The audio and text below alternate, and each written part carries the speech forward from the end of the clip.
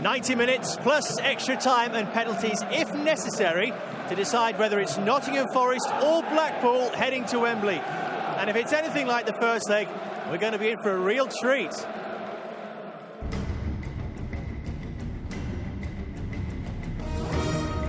The whole season crystallised into this. We went behind to a fantastic goal. It was a question of my lad's character. Southern, goal! 1-1! Blackstock off the other side of the bar. We had a vast amount of chances and we could have scored 1 or 2 more goals. The temperature here is definitely rising. Campbell goes down in the box and it's a penalty. Blackpool, Adam, 2-1, he's done it. We've given away 2 soft goals. We now take the game back to the City ground. It's all to play for. Blackpool are 2-1 up with 90 minutes left. I'm a very, very proud man at the moment. Can we get what we want? Who knows, but it's a fantastic journey. Blackpool on top beside the seaside. Now Ian Holloway's team on the verge of a towering achievement. Just 2 games away from the Premier League. But tonight, by the banks of the River Trent, it could be a different story. Forest have been almost invincible at home, which is why their fans still believe 14 wins from their last 15 games, unbeaten here since September, and the visit of, guess who? Blackpool. Not a spare seat in the house tonight for the second leg of the Coca-Cola Championship playoff semi-final. Nottingham Forest and Blackpool, live in high definition on Sky Sports HD2 channel 409 and Sky Sports 2. Forest trailing 2-1, and tonight, no second chances.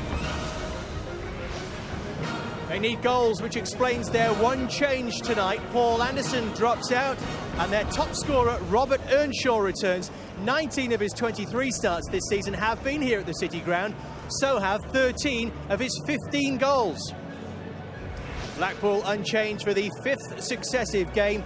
Charlie Adams, winner from the spot on Saturday, was his 18th of the season, but he continues to walk a disciplinary tightrope. A yellow card tonight would see him miss the Wembley final, should Blackpool get there. Well, there have been some famous nights down the years here at the City Ground, but not in recent times that matter quite as much as this one. Chris Kamara, our guest tonight. Chris, how much are you looking forward to this? Oh, absolutely, it's fantastic. Both managers are going to go for this game tonight. I've had a word with both of them, and this is going to be a cracker. Blackpool have that 2-1 advantage, but how much of an advantage is that? Well, it's a big advantage, obviously. You know, the fact is that they're in front. They don't have to win the game. But Ian Holloway's already saying that that they're going to go for this game tonight. It's not going to be a case of sitting back and trying to just nick the game. They're going to go for the game because that's how they feel the best way to play against Nottingham Forest. He's been looking at the videos of the teams that come here in the past, and they've all sat back and they've tried to soak up the pressure, and that's been the Forest's advantage. So they're going to take the game to Forest tonight, so we should be in for quite a few goals. If we look at the league table, though, Chris, from the entire season, Nottingham Forest have been a better team than Blackpool this season. But how much of these playoff games come down to what's going through the mind?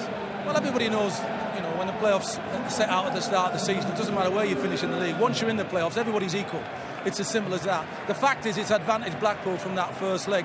So now Billy Davies has got a different proposition. He'll be trying his best to settle his players as best as he possibly can, because nerves will play a big part. This 28,000 crowd now expect Nottingham Forest to win, so there's pressure on every one of his players in there. Can they handle that pressure, or will it work against them the other way? Whereas Blackpool, nobody expected them to be in the playoffs in the first place. They come here with a goal advantage. They'll be the more relaxed team to begin with. Ian Holloway, is he relaxed? Let's find out with Greg Whelan. Ian, it's advantage Blackpool. Sum up the size of the task in front of you tonight. I couldn't tell you until it starts. I just think it's amazing chance for us. We're really excited about it. We've had a look at the pitch. We've travelled down. We're ready to go, and you know, we're in dreamland at the minute. We're still in the playoffs. We still got a chance, and it's all hinging on tonight. We know we'll either get through or we won't. But you know, what a fantastic season we've had. It's a game you don't have to win tonight. So how do you approach it? No, we're going to go to win. We want to try and win, and I think a lot of people have come here and fallen foul of their fantastic attacking abilities, and you know, you can see it in his team selection tonight. He's gone for the wide men with pace, and fullbacks going past them as well. So you know, what we're going to try and do is exploit space that they've left with the way we play. And hold on to your hats. I think it's going to be one heck of a game. Well, we hope it is, certainly. But is that the right approach, Chris? That they approach it as if they have to win tonight? Yeah, I think that's a manager confident in his players, confident in his team. I think they've played above expectation all season, so he believes now that they're coming here and they've got nothing to lose. They're going to go for it. They're in front, express themselves. They've surprised everybody in this division. They've played some wonderful football, and I think he wants them to continue that way. And will he be reminding his players that they have won here? The last team to win here back in September. Well, of course, that's advantage them. That'll be on the players' minds of Nottingham Forest, also on these fans. They know this is no gimme tonight at all. You know, they're going to have to work hard for everything they get. It's a change we've seen so often this season for Nottingham Forest this season. Away from home, they play 4-5-1 and revert to what we think will be a 4-4-2. And how important is this man in that formation, Chris? Robert Earnshaw. Well, the thing about Robert Earnshaw, he can score goals at the highest level. He's proved that before. He scored goals in big games for Wales. He scored goals in the Premier League. He can score goals. If you give him an opportunity, this is the big stage he likes. But he thinks that people are not in love with Robert Earnshaw, so he likes to prove them wrong. And he's a fantastic little finisher. And the thing about it is, he'll be disappointed not having played in the first game as well. So he'll want to make sure that he puts that right tonight, that he can show these Forest fans that, you know, he's more than just somebody who can play at home. He's a very, very good player as well. Billy Davies has called for the crowd to be on their mettle tonight. He's already been out here trying to get them on their games, trying to raise the crowd up to the rafters as well. Let's get a word with him. He's with Greg Whelan.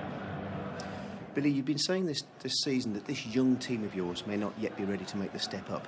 But just how ready are they for the challenge this evening?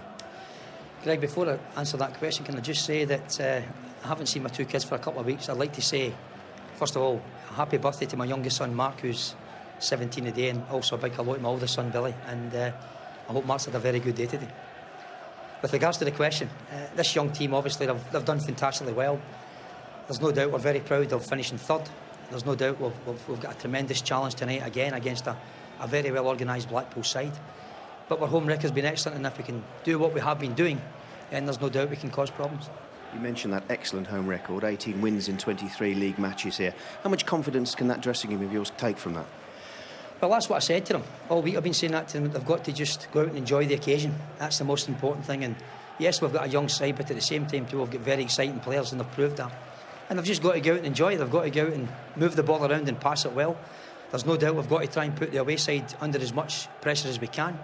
And irrespective of who scores first or what the score is, we know that we've got goals in us, and we've got to continue throughout the 90 minutes to try and put that pressure on. You've got a full house here tonight, 28,000 plus. How can they help you? Well, they're important. You've seen at Blackpool on Saturday, Blackpool's crowd in that tight ground was excellent, and they got behind their team very well. The Forest fans this season have been magnificent. I've said to them tonight to make this a cauldron of noise. I'm hoping they do that, and if they do that, they can certainly be a big help. Billy, thanks for your time. Thank you. And this was Billy a little earlier. Just reminding the fans the role they have to play here this evening. He's a wind-up merchant, isn't he, Chris? Oh, he certainly is. He wants that crowd behind these players from the word go. They've got to give him everything they've got. He knows that they play a massive part in this game today. Can their home form carry them through, do you think? Well, for me, the key battle is in midfield. McKenna and Adam, whichever one dictates the game tonight, that team wins for me. Because I think they're two wonderful players who make their sides tick. They make them play, they keep the ball moving all the time, and they create chances for others. And they take them as well. McKenna not as many as Adam, that's for certain. But certainly, for them to dominate the game tonight, he's going to have to be better than Charlie Adam. They have as well Majewski, another talented midfield player in there. Isn't there a suggestion in some quarters that some of their talented players prefer it here on this surface than they do away from home? Yeah, well, they're good footballers. That's the thing about them, and they play good football here. But the thing is, Blackpool play good football as well. So that's why it looks, great. You watched the game on Saturday. In the first 20 minutes of the game, when Forest were on top, they were still getting the ball at the back, Blackpool, and passing it around and wanted to play. They've looked at the surroundings, they've looked at the pitch, and they think tonight, right, we're not only going to try and give them a lesson in scoring goals, we're going to try and give them a lesson in football as well. Quite a noise, quite an atmosphere here at the City ground tonight. Just imagine how many tickets they could sell for a Wembley final, should Forest be fortunate enough to get there. But Blackpool stand in their way, they have the lead, and amongst these fans tonight, very lucky Don Goodman and Ian Dark. The crowd here absolutely at fever pitch, and after another day of drama at Westminster, we will get a decision here tonight. Here's the team news. Nottingham Forest, as expected, recall top scorer Robert Earnshaw as they switch back to the usual 4-4-4-2 at home. That means no place for winger Paul Anderson this time. The two fullbacks, Chris Gunter and James Perch, switch sides tonight, and of this team only Earnshaw, Gunter and Dexter Blackstock have appeared in the Premier League. Buoyant Blackpool are unchanged for the 5th game running. It's an attacking 4-3-3 lineup, and they've scored in their last 9 games. One more tonight would leave Forest needing to get 3 to win in normal play. Charlie Adams scored in all 3 wins against Forest this season. Gary Taylor-Fletcher plays with a black eye after injuries suffered in the first leg. Among the Forest substitutes tonight, Adebola is called up in case they need his power and height. As for Blackpool, not only same team, but same bench as well. Well, what an atmosphere and what a game, Don Goodman. Oh, absolutely unbelievable round here.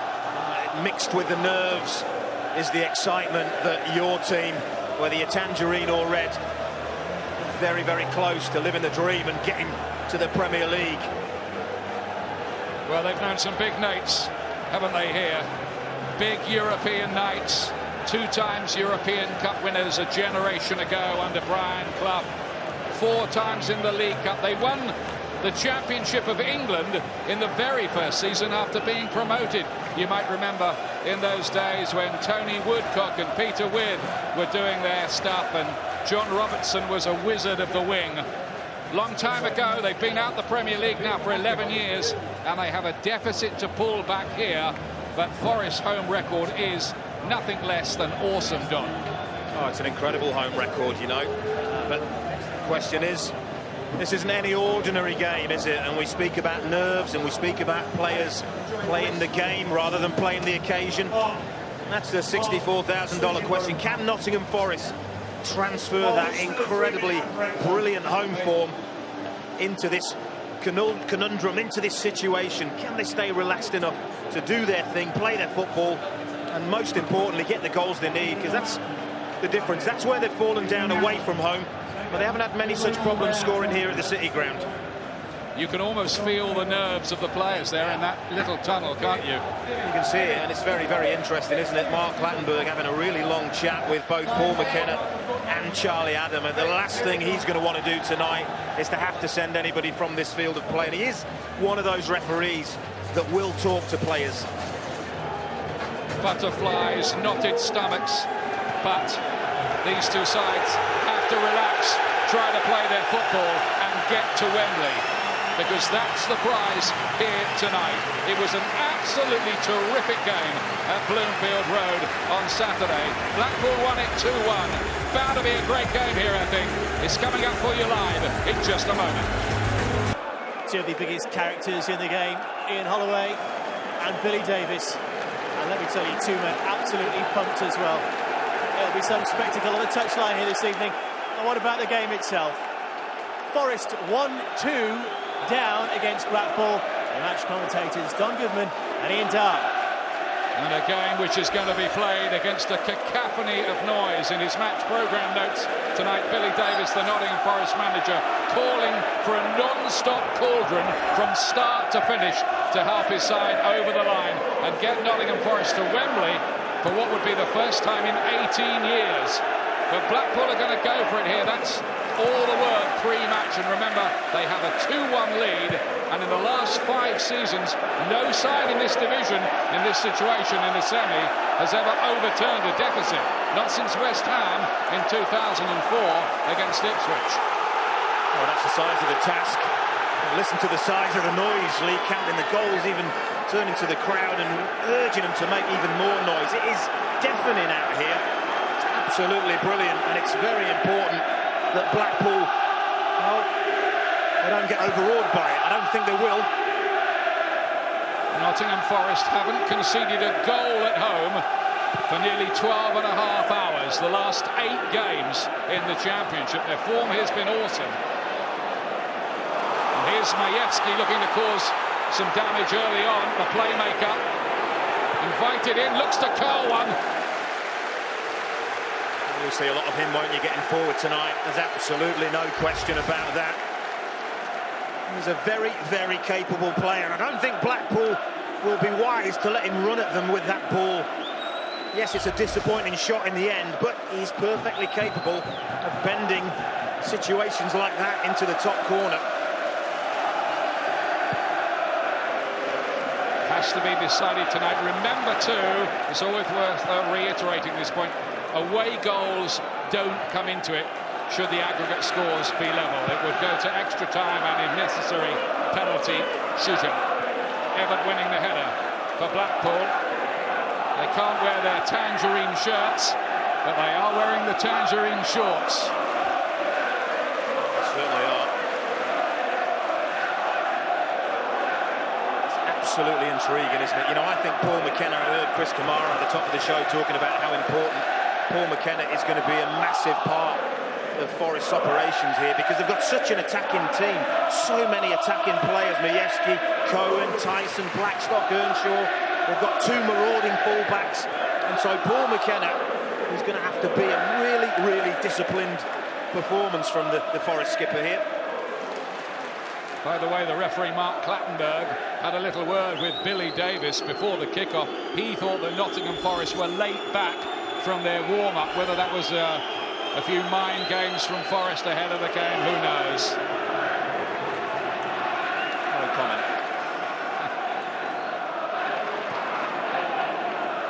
Don't think it's going to matter much in the final analysis. No, absolutely not. Headed on by Nathan Tyson. Here's the Polish midfield player Majewski again. Really important, isn't it, for Blackpool? You know, they know they've got the noses in front. We all know they only know one way to play, and that is to go and try and win games and try and score goals. But really important for them to keep things tight for the opening 20-25 minutes.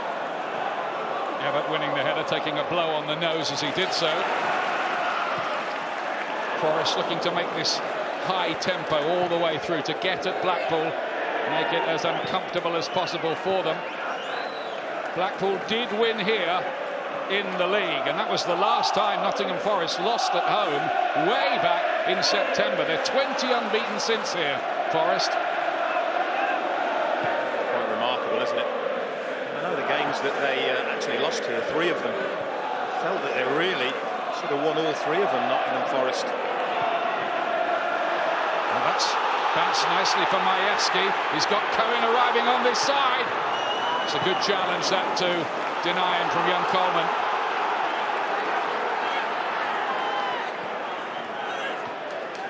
Scored a wonderful goal, Nottingham Forest, to take the lead at Bloomfield Road. Chris Carrion on the ball there, who got it, but Blackpool came back so well, played with enormous belief.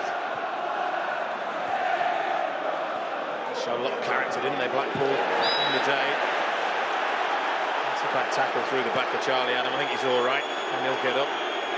I think also Mark Clattenburg may have a little word with Majewski, possibly. Like I said at the top, I don't think he's going to be wanting to dole out yellow and red cards, is he, the referee? I mean, it's really late. It's not the cleverest tackle in the world. No yellow. Just a reminder that Charlie Adam, in case you weren't with us on Saturday for that terrific first game, one more yellow, he's out of the playoffs completely. Won't play at Wembley. Here he is on the ball now. He's the bogey player, really, for Forest. He's scored every time these two sides have met this season. Well, you say bogey player. Oh, Blackpool, Nottingham Forest, bogey team. They certainly have been this season thus far.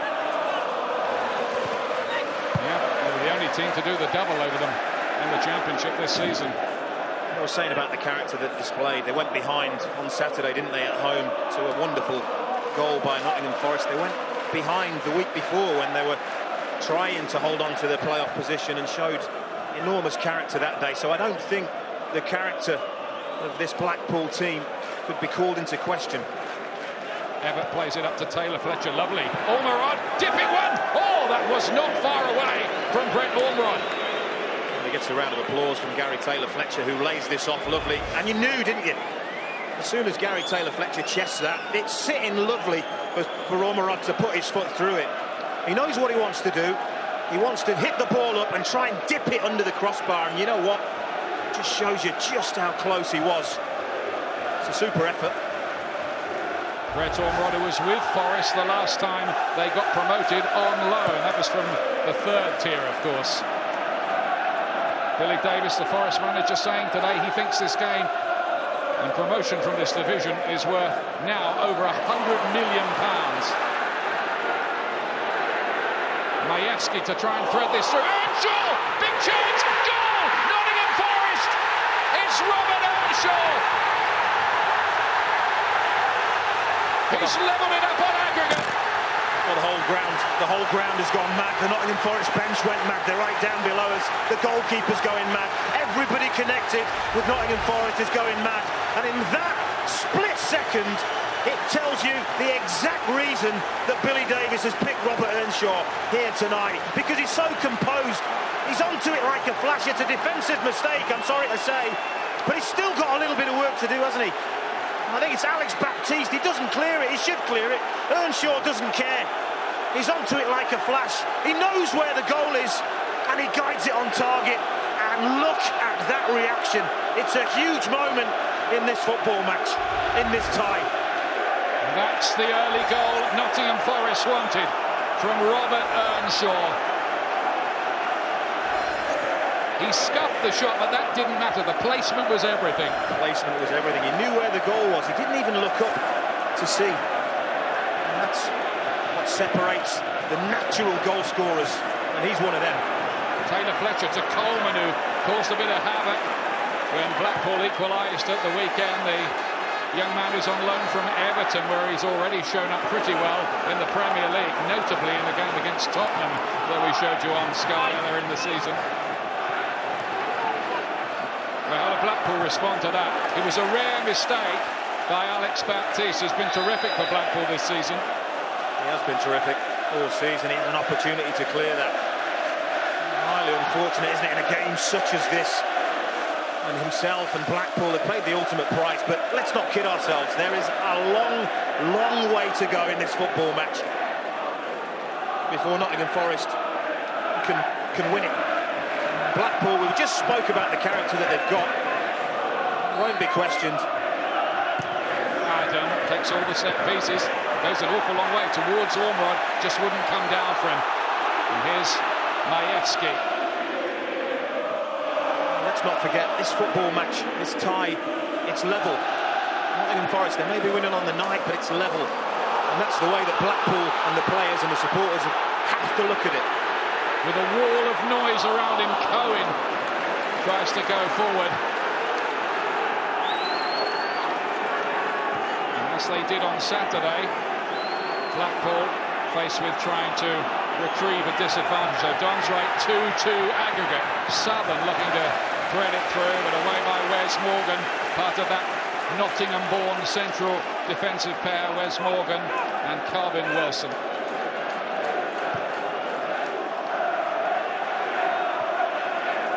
Didn't really win the header. Perhaps on that. Oh, DJ Campbell for a moment there with a more velvet touch. He might have been in. That's precisely it. It's the touch. If the touch is anywhere near good, he's got a goal-scoring opportunity. It's very heavy, isn't it? It's unfortunate because the ball falls lovely to him. I think Blackpool will get chances, you know, in this game. I think it's the way they play. How many games is it since they last fired a blank? It's a lot of games. Well, they've scored in the last 9. Yep. So they'll believe that they've got a goal in them. At the moment, that's all they need. The only time they lost in that run as well was at Newcastle away, beaten 4-1 there. Coming into the playoffs in terrific form. Here's Coleman again. Adam is fouled.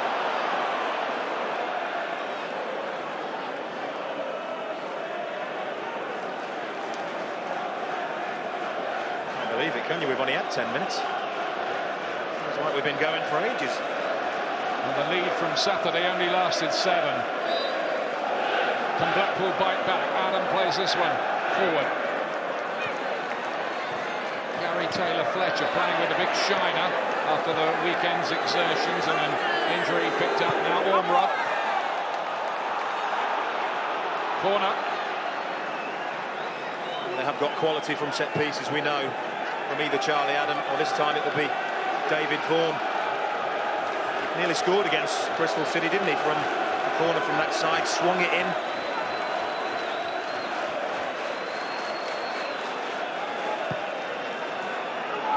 Flicked up towards Baptiste. Just got caught underneath it. Away comes Chris Gunter. Had a big money move to Spurs. He couldn't really force his way in there, but he's very much part of things here at Nottingham Forest.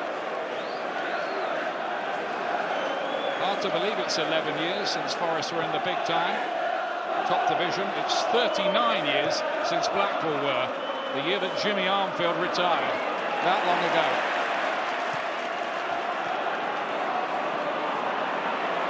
Southern only playing his defence into a spotted bother.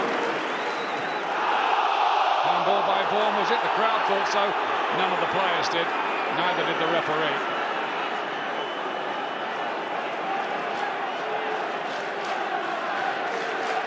Here's Adam again, always looking to be the conductor of the orchestra for Blackpool. Incredibly open feel to this game. I kind of knew that there would be at some point, but so early on for it to be such an open game.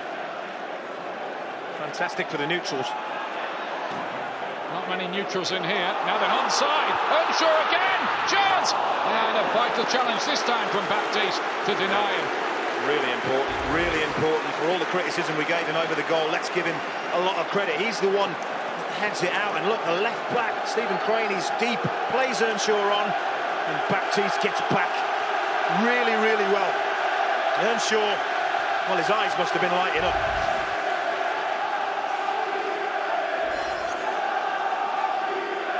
Make him feel better. But there's a corner to survive this time. Goalkeeper, not a great punch really by Jugs. It could have been troublesome. Now the brakes on.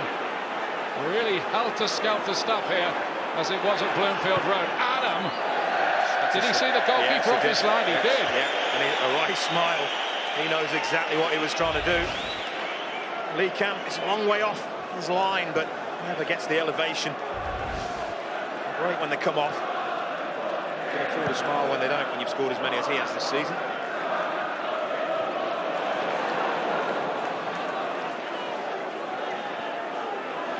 There's Allen again. They paid £500,000 for him. He had been on loan at the club before, and Ian Holloway said to the chairman when he came, look, we've got to get this fella back. He can direct operations for us. He can be our key man. And to be fair to the chairman, he forked out the money, and well, the rest is history for Blackpool. Here they are in the playoffs. He was voted in the PFA team in this division as well, Adam. Here's Majewski.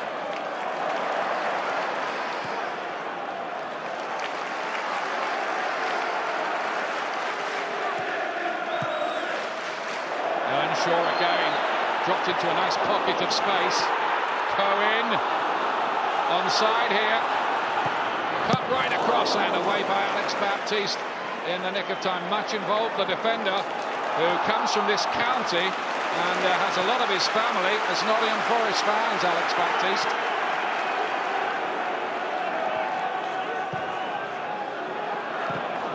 Just seem to be a little bit open, don't they? At the back, Blackpool. Shouldn't be surprised. Who have a tendency to concede goals.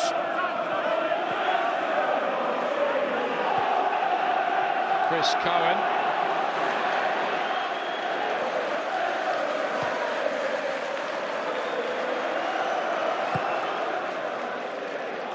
You can see Blackpool haven't really done too much wrong. Shade in possession. And what they'd like to do with that possession is just turn it into one or two more chances. Just one slip.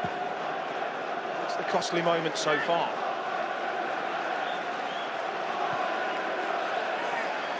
highlights. It hasn't been the one-way Alamo that a few people may have thought it was going to be. Forest, apart from scoring, though, have had another big chance for Earnshaw, who, as ever, is always sniffing out opportunities. Vaughan dispossessed in midfield, crucially by Blackstock, coming back. Well played by Majewski there. Cohen curling it in, no problem this time. I think that's Blackpool's biggest problem, is when they actually give possession away, because Forest spring really quickly. Robert Earnshaw pretends he's going to the back and cuts in and just loses his footing, but the ball's a fraction overhit anyway. So he applauds the intent. Well, is it going to come right for Nottingham Forest in the playoffs at last? The only 2 times they've been in it, it's been a heartbreak, really. 1-1 here against Sheffield United. They lost 4-3 at Bramwell Lane after being 2-0 up after extra time 7 years ago in this division. And then with a 2-0 lead at home to Yeovil in League One, having won away, they were beaten 5-2 here to go out again after extra time. So Forest fans are frightened of the playoffs, I think it's fair to say, but maybe things might turn tonight. Let's see. Still a long way to go. One way or another, they'll be mindful. They wouldn't imagine they'd start celebrating too soon. Certainly not yet. Blackpool will feel they're still very much in this tie, and of course they are. It's a very, very cheap free kick to concede. He's shaking his head. He doesn't agree with it.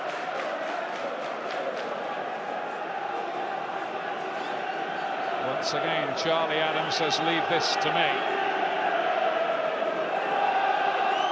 I wonder if he fancies it, you know. That is a long, long way out. He thought about it. He does fancy it. It's low, but it's wide. Well, having seen Peter Whittingham catch a goalkeeper out unexpectedly, I think that's what he was trying to do. He's trying to hook that round, but didn't get any movement on the ball at all.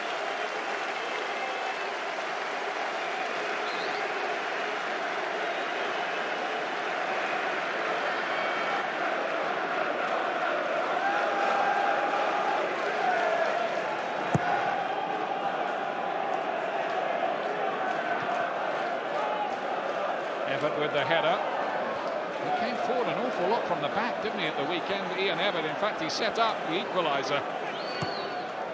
It was from open play as well. That was the surprising thing. To keep an eye on whether or not he does that here tonight. You would suspect if things stay the same, Blackpool are chasing a ball, maybe later on in the game you might see him flying forward, the big centre-half.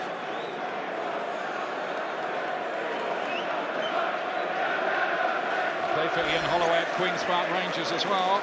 Ian Everett, one of the survivors of the last promotion side at Wembley 3 years ago, when Robbie Williams and Keegan Parker got the Blackpool goals to beat Yeovil in the final. And Cohen, by the way, was playing for Yeovil that day. He only lasted half an hour because of an injury.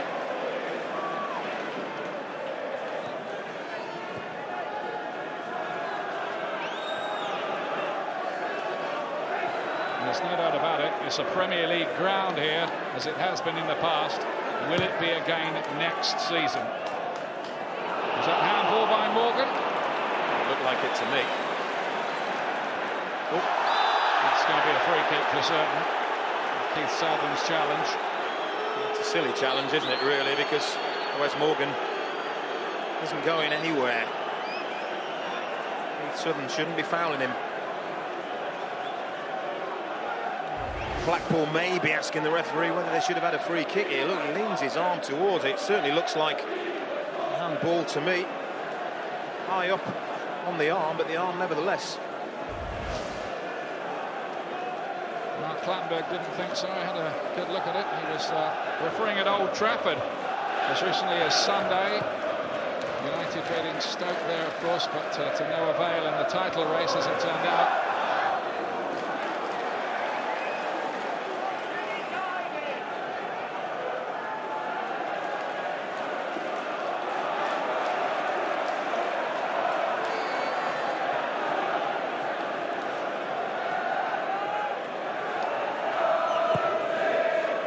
is a sizzling atmosphere here. This game is sold out. There would have been more than 30,000, but the capacity is reduced to 28,500 because of the segregation. I don't think 30-odd thousand could have made any more noise than these 28,000 tonight. I'm not sure 50,000. No.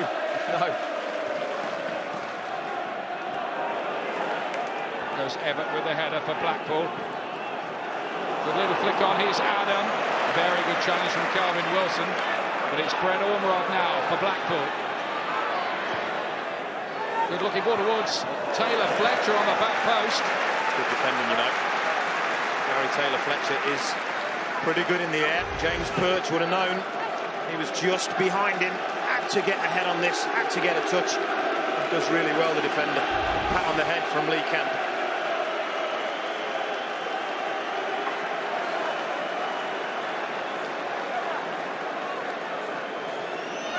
Blackpool corner. This one is hit low. Cohen it was who got it away, restored to the side after his injury. He's been a terrific player this season for Nottingham Forest, and he's had 4 failures in the playoffs with Preston, which is really too unkind. Here he is on the ball now, Paul McKenna. Lee Camp, the goalkeeper, does really well there because Paul McKenna really fizzed that ball back to his goalkeeper. Maybe aware that Blackpool were closing down.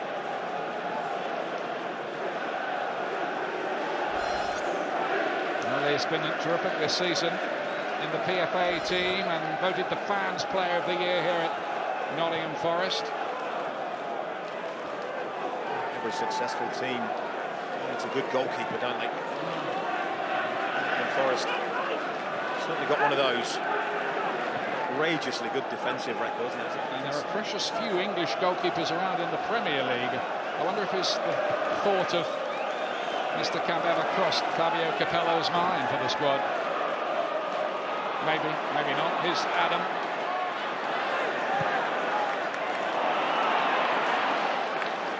Chris Cohen. Coleman's challenge. It's full-blooded. Aggressive, but he gets the ball. Young right back. As he comes in, just eyes on the ball, and you can see clear touch, good tackle. That's a good challenge, wasn't it? And Mark Clattenburg thought so as well. There were 8 bookings at Bloomfield Road, none here so far. And Coleman did the right thing, letting it run, as it turned out. And he's very, very nippy, the Everton youngster. I'll have to say, you know, to go behind so early and on such a massive occasion, I've been impressed with Blackpool's composure, really. They haven't panicked, just regrouped, taken stock. And we've got what it says on the tin, an even game. I just get the impression of Blackpool having settled a little now after that early shot, and it might have been even more damaging with Earnshaw adding a second, but for a wonderful challenge by Baptiste, who had made the mistake on the first goal. Tyson does well to pick up that pass. Cohen looking to get Earnshaw in behind.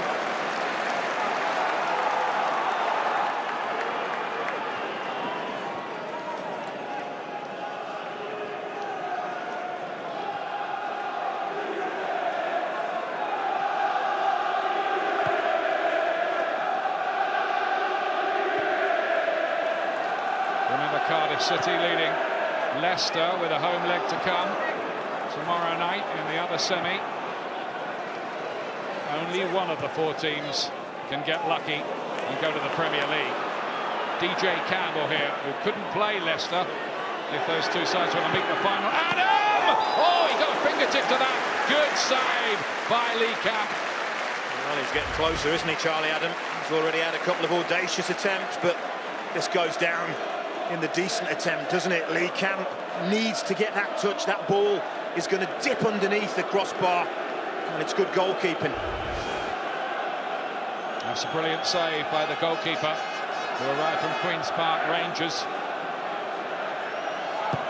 Blackpool corner, difficult one to deal with that. Camp wasn't sure of his bearings for a moment there and was quite glad to see it whistle behind.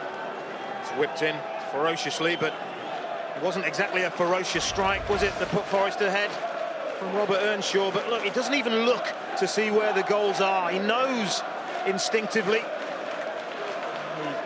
He gets the opportunity to do his trademark celebration. A goal on his 400th club appearance, Robert Earnshaw. It was interesting to see Ian Holloway just telling his players just to use their brains a little bit as that goal went in. Just stay calm. And that's what they've done. Vaughan, now Southern, another of those who survived from the last promotion side. Onto Craney, the left back. It's got to be better. Service in when you're in that position, unchallenged. It's got to be a better ball in. Dexter Blackstock. He's got Tyson arriving here, wanting an angle ball. He's always a little ambitious.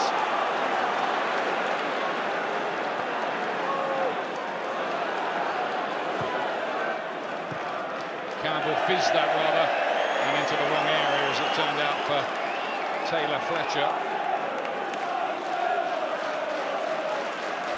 Well, the story continues tomorrow with that game at Cardiff's new stadium at home to Leicester City, the biggest game they'll have had there yet. 7:30, Cardiff 1 up from the game at the Walker Stadium at the weekend. Sky Sports HD1, crystal clear pitches, and Sky Sports 1 too.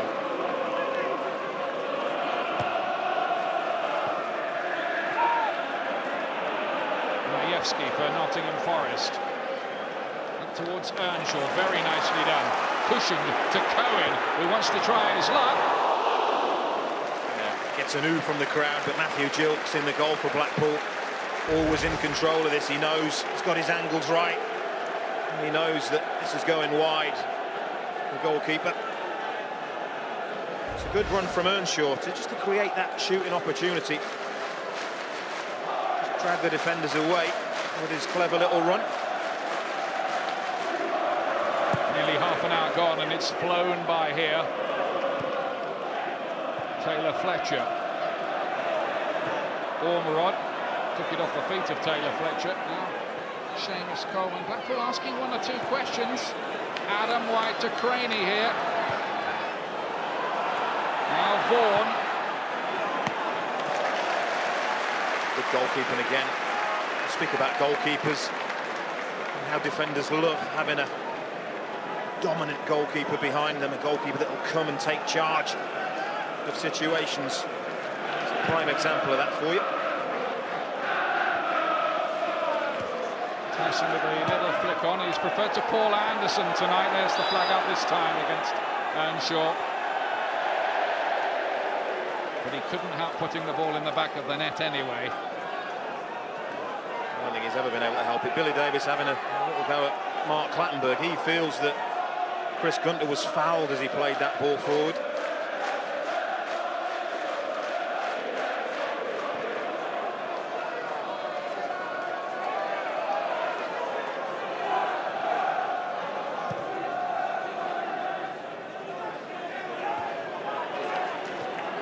Vaughan. Kenner muscled him out of it.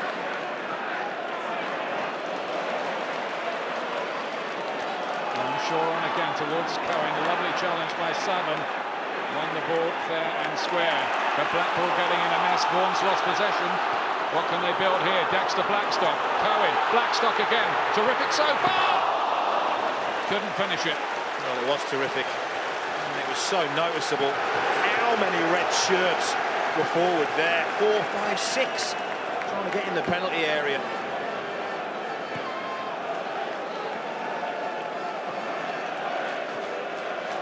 Look the most threatening, don't they, Nottingham Forest in the final third. Everyone's maybe manipulating situations. Blackpool have done really well up until a point, and it's the quality of the final delivery. Yeah, there's going to be a point. That was quite cynical by Perch. Coleman had gone on a great run down that side, and they just took him out in the end. He showed on Saturday, didn't he, the young right back, Seamus Coleman. very good running with the ball at his feet. James Perch. Got to be careful. And if you're Blackpool, you say, right back's been booked. Take him on, get at him. You never know. Blackpool will certainly feel they have a goal in them.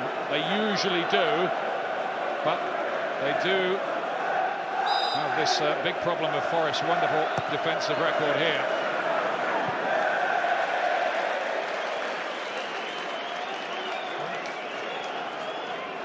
Well, they played some great stuff, didn't they, in the build-up to that, in that last attack, Forest. They did a nice neat one-touch, little 1-2 there. Blackstock really composed, cuts inside, but he's under pressure, isn't he? Watch how many Blackpool defenders are just closing it out, and just as he's about to strike it, he loses his footing, and that takes all the power out of it. And look, you can see we're hoping for better. Sign of Forest's ambition that they paid £1.6 million for Dexter Blackstock. Adam. And here's Majewski. Hit the hand of Vaughan, did it? Nope, the referee's quite happy with it.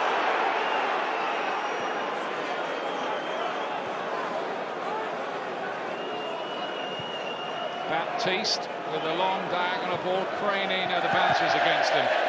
Just zipped off a heavily watered pitch, didn't it? Well, Blackpool are well in this game, matching Nottingham Forest stride for stride in terms of attempts and in terms of hitting the target, but it's been the one distinctive moment, hasn't it? Slip from Baptiste and the finish from Earnshaw. Just beautifully poised, this really. Nottingham Forest. 12.5 hours or so, a bit more than that now, since they conceded at home. But Blackpool have scored 19 goals in their last 7 wins. Nearly 3 a game. Vaughan's missed out. Earnshaw. Cohen gets it wide. Craney does well just to concede the throw. Player who played against Billy Davis's Preston North End back in 2006 for Leeds United in the semi. Leeds won that, but Craney didn't get to play the final.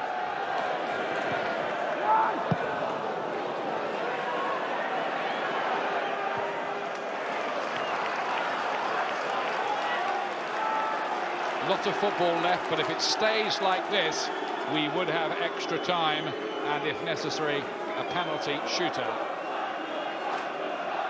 It would be heartbreaking. Well, whatever way, whoever loses, it is going to be heartbreaking.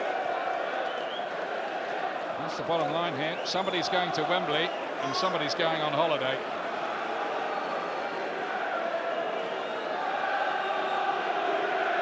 And just wants a little word here with Majewski and Vaughan.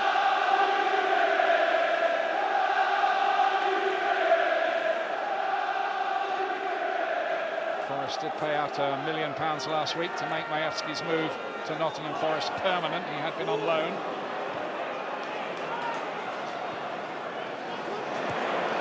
Perch with the challenge. And Seamus Coleman.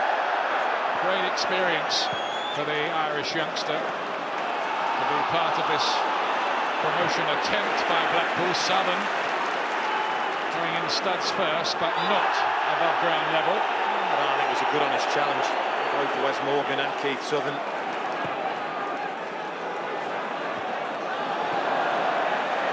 Good knock down by Blackstock, nobody there. You just sense it getting more and more tense, can't you? Out there, players just having a little bit of a bicker, moaning at 1 or 2 decisions, 1 or 2 coming together. It's only going to get worse, you know. I think it'll be rising drama. Vaughan with a nice ball. Coleman, who looks a real threat down that side. Ormerod. Southern, who scored in the first leg, wide here to Vaughan again. Wes Morgan, booming header away. from the Forest stalwart.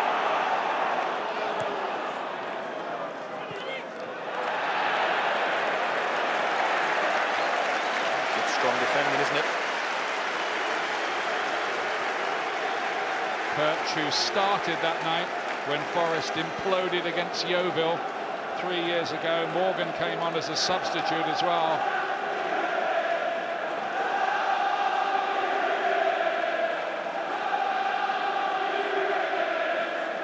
Test of nerve and character, this, isn't it, Don? Oh, not half. It's on the touchline, Billy Davis in his war cabinet, and a little conflab. Maybe just discussing how it's going, how they can improve it. Half-time approaching.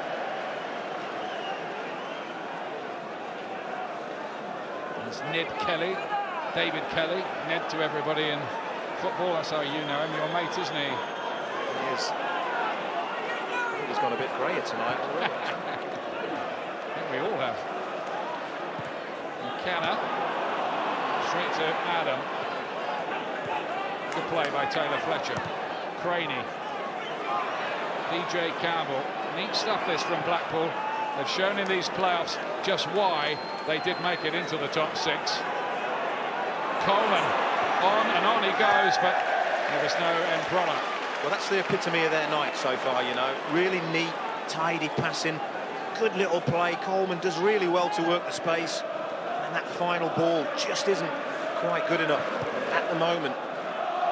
Come a long way from Sligo Rovers, isn't he? Seamus Coleman. Could say that. They'll be very proud. I'm sure people there are watching his performance and really admiring it. Brilliant that that club produced him.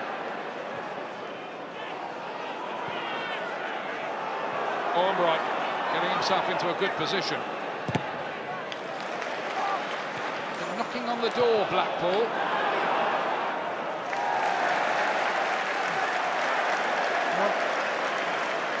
Well in this game. They are passing the ball beautifully. Look at that. I mean, there's not many teams that come to the City ground and enjoy over 60% possession. And that is what Blackpool are doing. It's their game plan. They love passing the ball. They'll enjoy the pitch tonight. It's absolutely superb. Well, I think Ian Holloway had looked at a lot of tapes, hadn't he, of Forest home games, and decided that too many teams came here with a bit of an inferiority complex and sat back. Yeah, he's spot on, and he said that, didn't he? And he said that Blackpool wouldn't do that, and they haven't. Just need that little bit more quality in the final third. The gut-wrenching occasion goes on as a linesman's flag waving away. The assistant is the person that gives this, not the referee. And there's Earnshaw, and the arm is away from the body. It hits him on there, and I guess really it's unfortunate, but it is a handball. Didn't Peter Whittingham smack one in from here the other day? Well, exactly this angle, wasn't it? Another time, another place. Another goalkeeper checking that he's got his wall in the right place.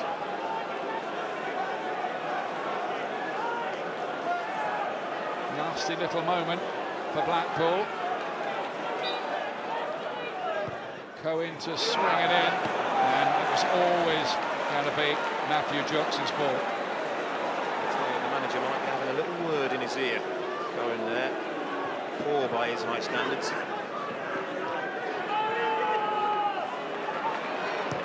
Craney. Southern helps it on. They can't give the ball to Coleman often enough, it seems.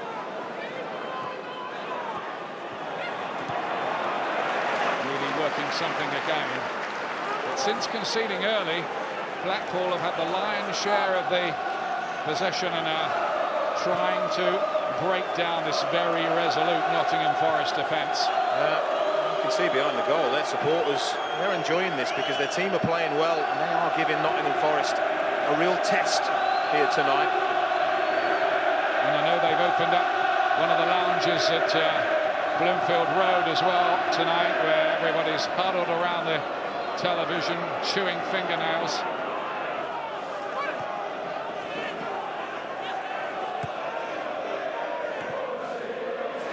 Here's Vaughan. DJ Campbell. Coleman again. Ormrod, Coleman once more, but that's going to go for a throw-in, in fact, I think. You know what?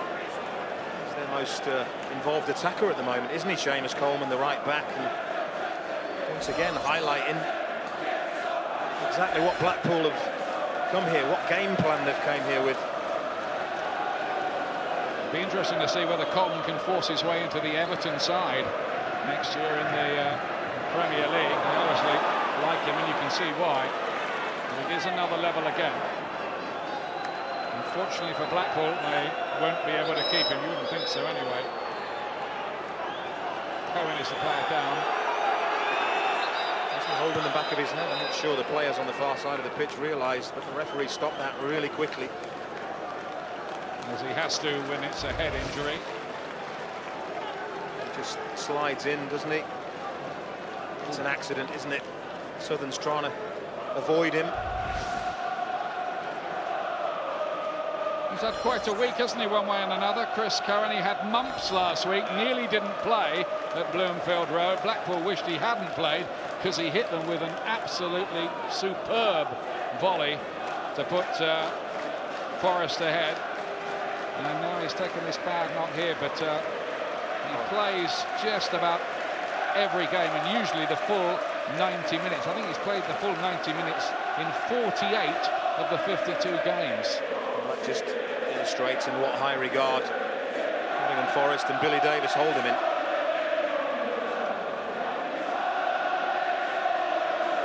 He's one that got away, really, from West Ham's point of view. He did play a few games for them when they were in the second tier, Chris Cohen.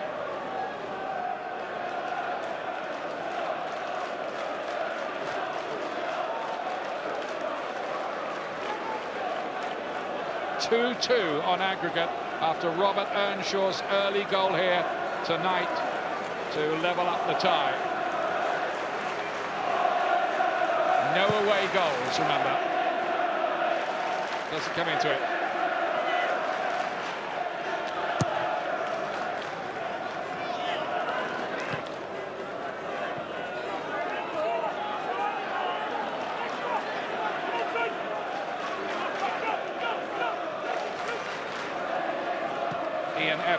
With the diagonal ball. Perch on the header. It's picked up by Vaughan, though. Not a possession for Blackpool. Where can they take it? You can see why Forest have let in so few at home. Very hard to break down.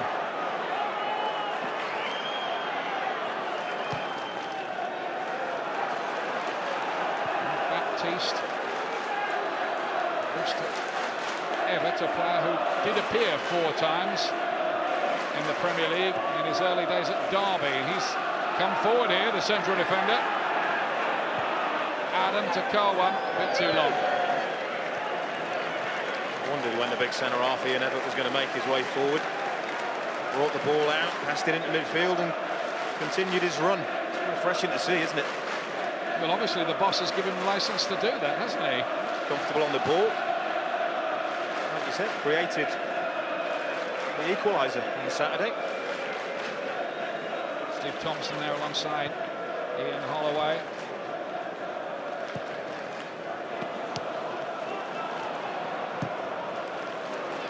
Perch playing it long, and Earnshaw heads it on. Interestingly, switched Chris Gunter and James Perch switched sides tonight, haven't they, from right back to left back and vice versa.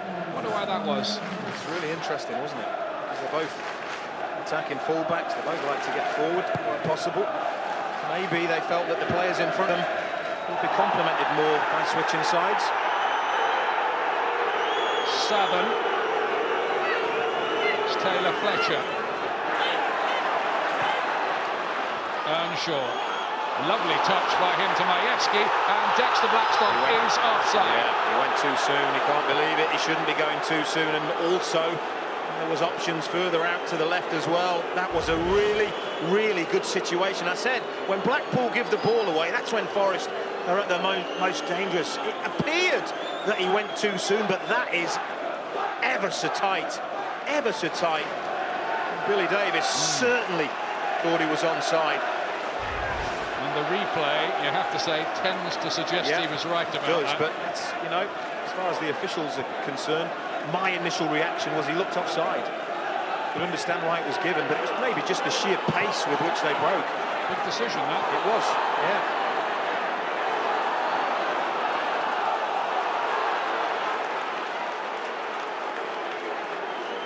That's another cliffhanger. We thought it would be. We didn't think, we knew, didn't we? There's a lot of exchanging of words going down with fourth official Lee Mason. Both Billy Davies and David Kelly are just, I don't know whether it was that offside decision or something else. He knew he'd have a quiet night down there, I think, Lee Mason, the fourth official. Not. Two little pocket dynamos on the bench, isn't there? They served their dues. They've been managers since they were in their early 30s, both of them. Billy Davies and Ian Holloway. Never won as a manager in the playoffs or as a player. Always the first time. Billy Davies, of course, took Dobbie to triumph. That is half-time. Robert Earnshaw with the early goal to settle Nottingham Forest nerves. Put them on their way, but Blackpool have come back strongly since then. They've been asking a few questions of the Forest defence without creating too much. 1-0 on the night to Nottingham Forest, 2-2 on aggregate. And all still to play for. That means Chris Kamara's thoughts in just a minute. Forest have done the first part of the job. They have scored. This fella, who else? Are we tied up at 2 each? And here at the City Ground, Forest have the lead they required against Blackpool, but we are tied up at 2 apiece at half-time and 45 minutes, plus maybe extra time and penalties should we need it.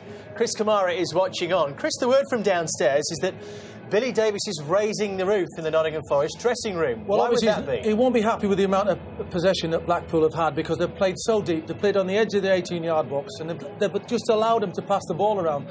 Blackpool have passed the ball better, but you'd have to say the creating of chances has been Forest. And, of course, we all know the mistake that happened for the first goal from Baptiste and what happens with Robert Earnshaw. When he's in that position, he's absolutely top draw. You know, the thing about him, he'll have done this in training virtually 3 or 4 times a week, where there's a situation where you have a shooting session or whatever and you're back to the goal and the ball falls to his feet perfectly and you just look at that. Now once it's there, he knows exactly where that goal is. He can pass it into that far corner. Baptiste, you'd have to say, probably nerves early on in the game. He's not sure about himself. He's not confident in his ability to just put his foot through that because of the way that they play. He's thinking, do I need to try and pass that to one of my own players? So he hasn't got his foot round it and Earnshaw's punished him. They've had other chances as well, Forest. Should they have increased that lead? Yeah, well, they should. I thought it was a fabulous ball from Robert Earnshaw. Absolutely fantastic. And Blackstock has timed his run to perfection. This is his first chance, second chance for Robert Earnshaw, you'd have to say. But look at that. He needs to turn that ball the other way with his chest. If he turns it the other way with his chest, then he sticks it in the back of the net. They can play as well. Well, you know, this is a fantastic move from Blackstock. He's unfortunate. There's no way in this world he's going to pass that to Earnshaw, who's in a fantastic position to his left-hand side. He can see a perfect goal there, but he just scuffs it. He gets his foot underneath it slightly and scuffs it. The one you were talking about previously, it looked to the world like it was offside. They're difficult decisions to make when one guy is running one way and the defender's coming up. It is a difficult. It's easy, you know. From Don's position, it looks very difficult. From the assistant's position, looking across that line, he should be perfect with that. Billy thinks it's spot on. He knows, doesn't he? Yeah, he knows it. That was a fantastic. But the game is so open. It's absolutely incredible. And really. whose favour does that work towards, that it is so open? Well, lots of possession, you'd have to say, with Blackpool, but they've not punished them. They've not really looked like scoring because they defend very well, do Nottingham Forest. Even on the edge of the 18-yard line, they're very strong, they're defensive, so they're quite happy in a way to let them come as far as that. But, you know, long distance, they can punish them. You know, Charlie Adam had that long strike, whereas he's got loads of the time. McKenna's basically saying, I'll play and you play to Charlie Adam. Whichever one plays the best was going to win the team. Charlie Adam is playing the best, but his team are not winning. And it's a great strike. Super save as well. You'd expect him to save it because Billy would have been asking questions because he's quite far off his line there. He'd be saying to him, make sure just another yard back or 2 yards back because this fella can hit them. So what happens next? That is the big question here. We've got two managers who've been gambling all season. But who will stick and who will twist? Goal for either side could see them at Wembley.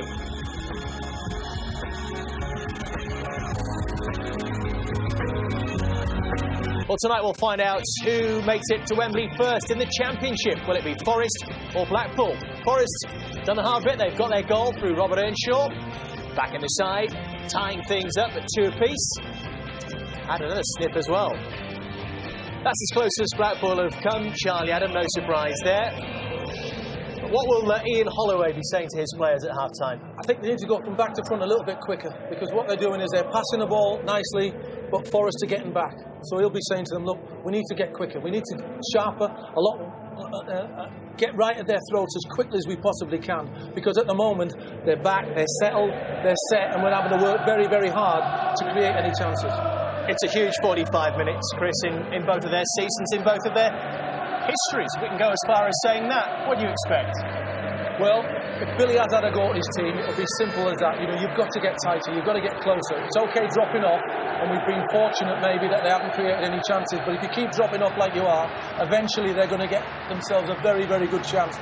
So he'll be expecting a little bit more challenges in that midfield for certain. I think we've had about half a dozen tackles in the whole of the game, and it's, you know, I don't think that's enough. Robert Earnshaw's goal the difference in this game. But as we've said, it's 2 apiece, and Billy Davies will certainly want more from his team in the second half. He needs it to find a place at Wembley. Let's rejoin Don Goodman and Ian Dart. And in his second half, Nottingham Forest attacking the famous Trent end of the ground. The River Trent flows just behind there. It's where a certain manager here used to walk on water, we're told. And where he put up a sign saying, "No swearing, gentlemen, please," many, many years ago. In Forest glory days. They hope the glory days are coming back. But here's Ormrod for Blackpool, losing his footing but getting the ball back again. Too long for DJ Campbell. Keith Southern now. Coleman. Wrong angle on it. Again, it's another disappointing delivery, isn't it? Both fullbacks seeing a lot of the ball. It gets a thumbs up for the intent. Worked it well, Blackpool again. Just again, sound like a broken record, don't I? Quality of that delivery. Got to improve.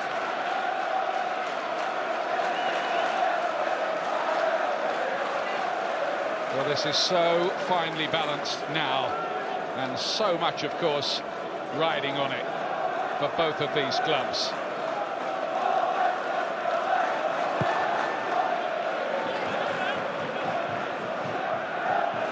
Blackpool were 20-1 to be promoted at the start of the season, having struggled in the last campaign, and Forest are up 16 places this year as well. Cohen, flag's down, Earnshaw again! Flag's gone up, flag's gone up. The flag's gone up! That flag went up so very, very late on that far side. It's a massive decision. It's denied Nottingham Forest the second goal. Well, Billy Davies is having kittens down below, as you know, because it's an absolutely brilliant touch, you know, but he's just about a foot the wrong side of the defenders, and there's the flag. Very, very late. Once again, once Earnshaw's in, you know he's going to score. He hasn't seen the flag, it's so late, and then look, Lewis McGugan points out, flag's up. Massive moment. Nick McDonough, the official on that side. That is one of the biggest decisions maybe he'll ever make. And it was spot on, wasn't it? Spot on. But it was late. I mean, they're told to wait, aren't they? They are told to wait, but doesn't matter. I looked over him and the flag was down and Earnshaw was in on goal. It only seemed to go up a split second before the ball hit the net. Yeah, took his time but got it right, and that's the important thing, isn't it? We got the one perhaps in the first half with Dexter Blackstock wrong.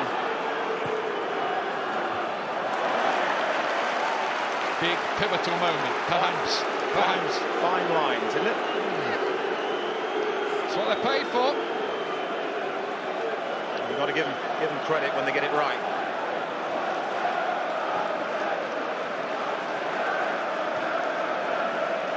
Here's Baptiste.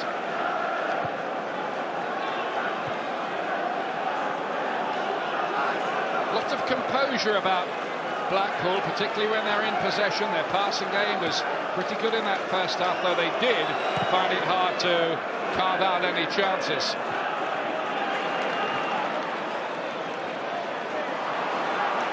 Nottingham Forest only let in 13 goals all season here in 23 games in the Championship. That's tremendous. Yeah, it is.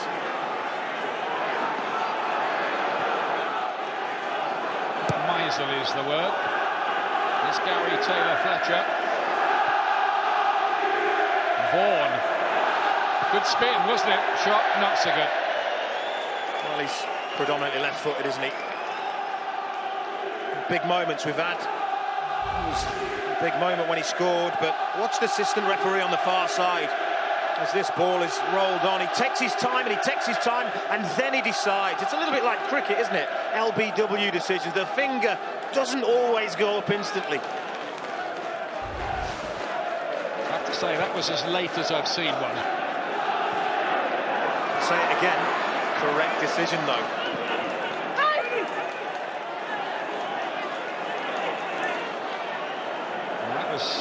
Absolute agony for fans of both clubs, really. Here's Majewski. Forest attacking, looking for the goal which would nudge them ahead in the tie.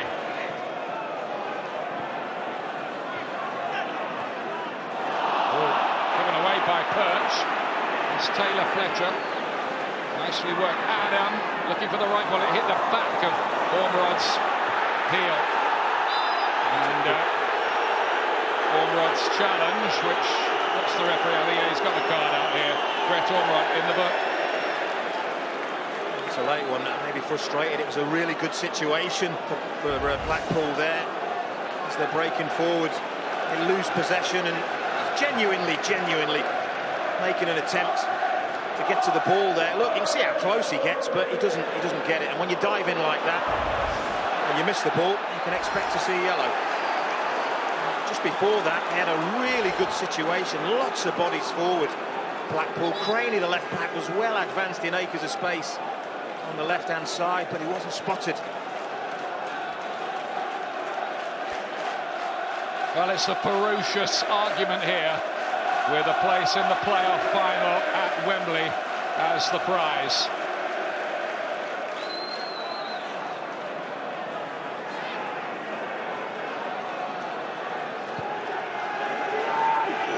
Towards Morgan, who got something on it. That was spilt by the keeper, but no real harm done.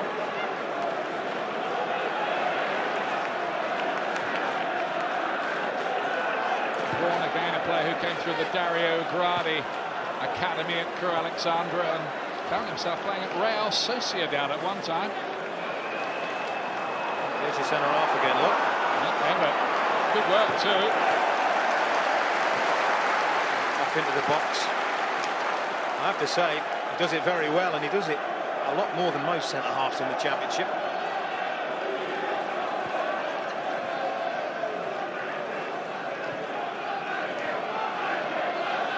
Baptiste. Taylor-Fletcher trying to work something with DJ Campbell.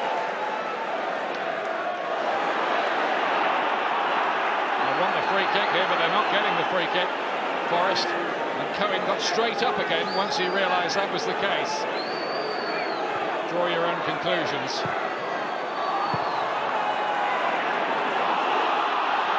Blackstock looking to make headway, but I can't believe what I've just seen there. Ian Everett was trying a Cruyff turn there. He was the last man and he tried a Cruyff turn. There's confidence and there's stupidity. Well, he is in Dutch orange with the shorts anyway. You can only imagine what would have happened if they'd have conceded a goal there. Meanwhile, DJ Campbell. Brett Ormerod. Coleman makes those diagonal runs. Cut out by McKenna, who does such a good job there, just shielding the back four. I'm really glad to have him back. He missed 11 games before Saturday with a knee problem. I still think Blackpool are the more composed on the ball, you know, in terms of passing.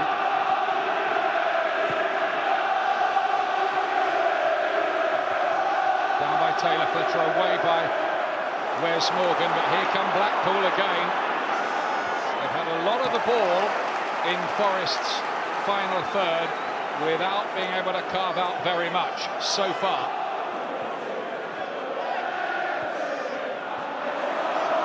Here's McKenna again. All those heartaches with Preston for him. Will it be different with Nottingham Forest?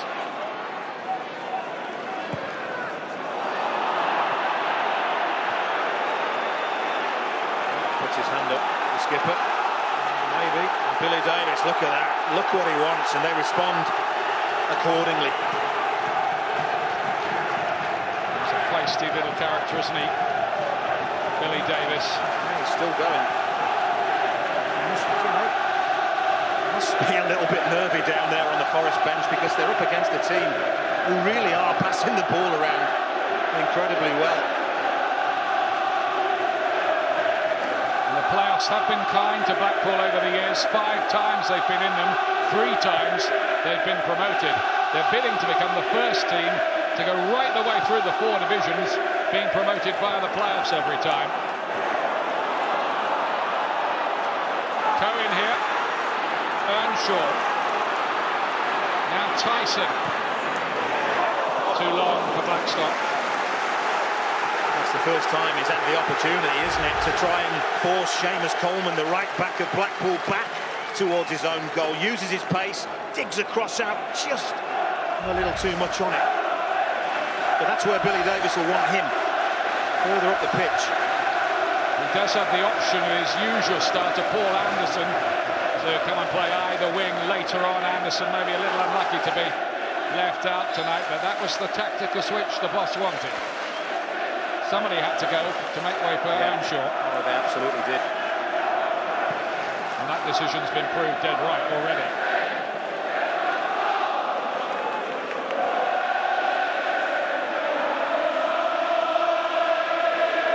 I think he wants his team to try and pass the ball out. He's not happy that maybe the fullbacks aren't splitting or the centre halves. Taylor Fletcher, DJ Campbell, goalkeeper's come, and Campbell has scored! Now is that the goal that might take Blackpool to Wembley? DJ Campbell has done it for Blackpool, and the Seasiders are going wild. Well, you have to say, you know, it was coming. They were going to get it right once, just once, and that's all it took in the final third. And it's a kick out. They lose the ball. It's a poor kick, but watch the movement.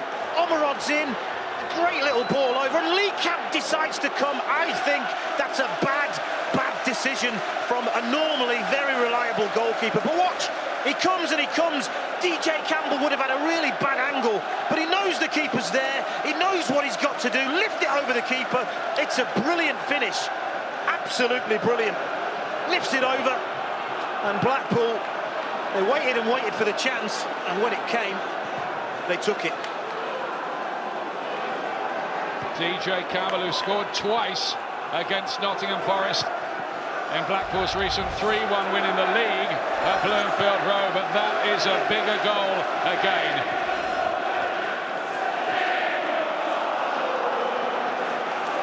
He's had to work on scraps a little bit, hasn't he? Certainly his only chance here tonight. Finished it brilliantly, but I think Lee Camp is going to be very disappointed with the part he played in that. And remember, if Leicester City reach the final, he can't play for Blackpool because he is a Leicester City player. He's on loan at Blackpool. Well, it's a long way for Leicester to get to the final. I can guarantee everybody watching at home there is still a long way for Blackpool to get to the final. Deep in thought. Ormerod. Blackpool have played very well here. Forest have to find something else again here. It's a real stunner for this huge crowd here. Well, most of them anyway. Over 28,000 inside the ground. McKenna plays it in towards Blackstock. Baptiste won the header. So they've got over half an hour to go. And at the moment, the mission for Nottingham Forest is to force this tie into extra time. Everything else is a bonus at this stage. First goal Forest have conceded here in 9 matches. That since Luke Varney got one for Sheffield Wednesday back in February. Majewski with the corner kick goes a long way. A Blackpool head won it. I think it was Adam. That's a good ball in. It needed clearing. It was well defended. I wonder how soon it'll be before Billy Davies decides something out there has to change.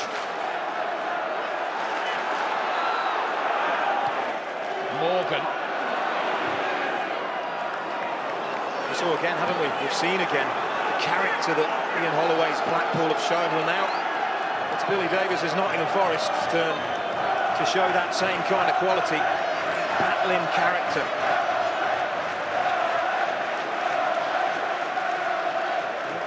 Still with them, aren't they? Yeah, they were asked to provide the wall of noise. I think some of the fans are just finding that a little bit difficult at the moment. They've been shocked by that Blackpool goal.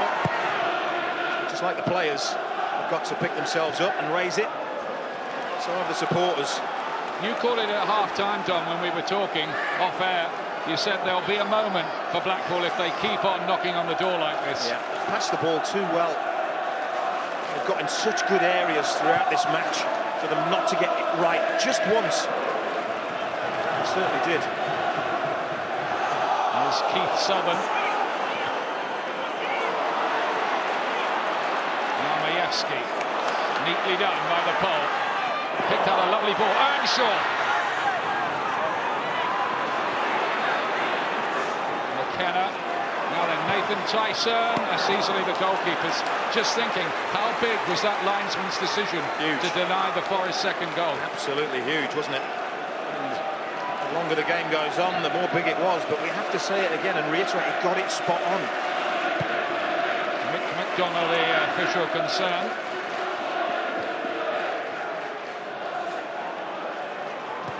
The most important thing here is that Blackpool playing really well. They've got the goal that probably their play is deserved on the night.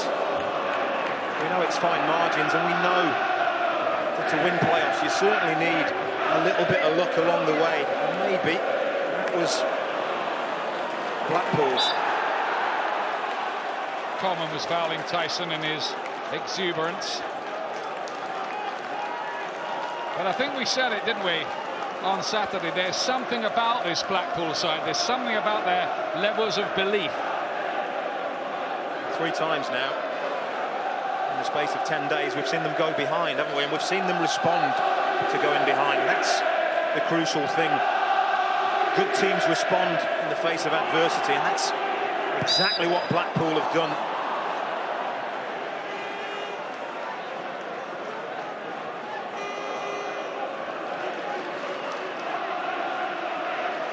Premier League referees appointed for these playoff games in the Championship. It's Mark Clattenburg tonight.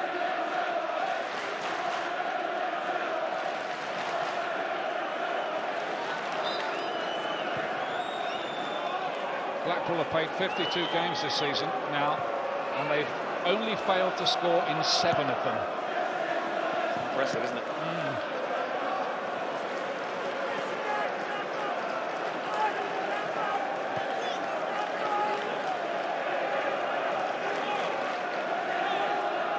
First goal Forest have conceded here in over 13 hours.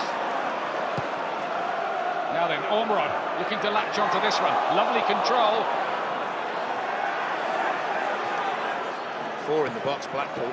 Craney's ball in towards Southern. Well, there's a statement of intent, isn't it? 4 players in the box for Blackpool when they're already ahead in this game. And look at that from goalkeeper to Tyson. Curious looking cross. Blackstock made something out of nothing really there.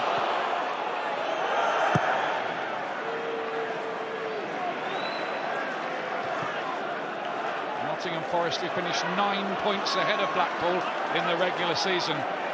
These playoffs are pretty cruel, I tell you. Well, I don't subscribe to that theory. I think we all know, don't we? If you finish 3rd, 4th, 5th or 6th, you're in the playoffs now. It's been a long time since 3rd was automatic. Can't afford to feel sorry for yourself, that's for sure.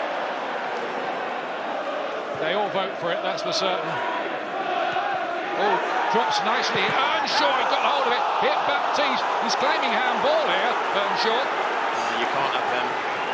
Not when the ball is struck with that amount of venom and you're that close to it. Look, defenders, it does hit his arm on the way through, but I have to say, is there any intent? It struck so hard. Can he get out of the way? It's the corner kick. Oh, and Blackstock couldn't get his header goalwards. The ball in again, isn't it? It's all about the quality of the delivery. Rises really well. We know he's good in the air. Next to Blackstock, gets there first, but almost seems ahead of the ball, doesn't he? Can't keep it down. Just needs one for his best ever scoring season. Sometime in the next 25 minutes would do for Forest. Oh, wouldn't they love it? 7-all on attempts. Really open, entertaining, attacking game. They're all level, but level on the night. It's Blackpool's advantage.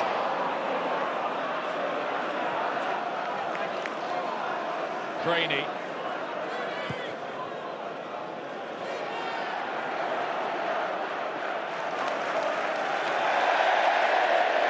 Blackpool, remember, moved into the playoff positions only with a couple of weeks to go of the season, just edging out Swansea City, who I'm sure they're feeling a bit hard done by, particularly after one or two decisions that went against them on the last day. But that's another story. It's gone now for them. Gunter. Good defender, isn't it? Keith Southern himself back, blocking the crosses. Forest need one goal to take it to extra time. Earnshaw has delivered it! How about that? It's Robert Earnshaw again, and Forest are back in this playoff semi. Amazing drama here tonight.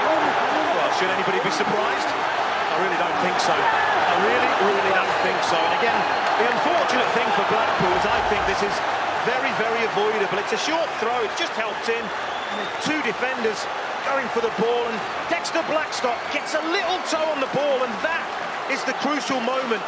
A little toe from Dexter Blackstock, because once it drops there, and it drops to Robert Earnshaw, you know he's going to hit the back of the net. Poor Jilks in the goal, absolutely no chance. Absolutely no chance from there. And it is game on again.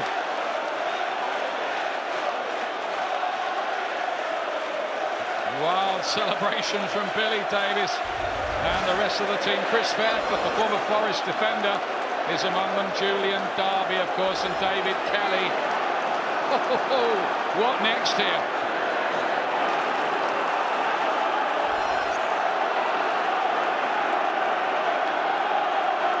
Earnshaw hit that so hard that if the net hadn't stopped it, I think it would have ended up on the other bank of the River Trent. It wasn't for stopping, was it? No, it certainly wasn't.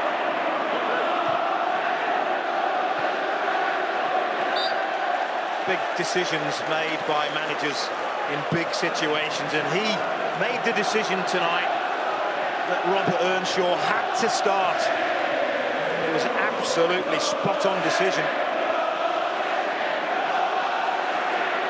But there may be more very interesting chapters left in this book.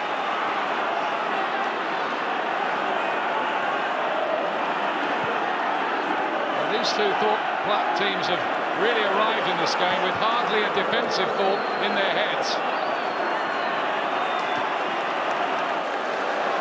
Tyson. Now, is that going to give Nottingham Forest the impetus to go on and end their various playoff heartbreaks? They will hope so. 28-odd thousand in this ground. Forest supporters will hope so and all. We saw, didn't we? We saw the reaction of Blackpool to going behind in this game. Still lots of football to be played here. Majewski looking to find a way through. they haven't compromised, have they, Blackpool? You know, we saw, even though they were a goal ahead, they committed 4 players to get in the box and try and get on the end of a cross and try and get another goal. They only know one way, so don't expect them to change tact here. Ormrod, they will fancy they can get another one. Just to clarify, it is 3-3 on aggregate, which would mean extra time and penalties. No away goals, you'll remember. Fred Ormrod is going to be replaced here by Stephen Dobbie. Dobbie is on loan from Swansea.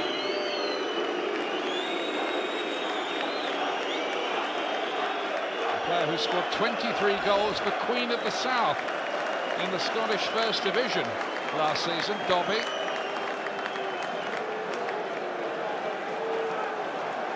Neat, tidy play, you know. Nottingham Forest won't get any respite just because Brett Ormerod's gone off. Dobbie gets the touch straight away. Craney tries to find him again. Dobbie looking to make an instant impact.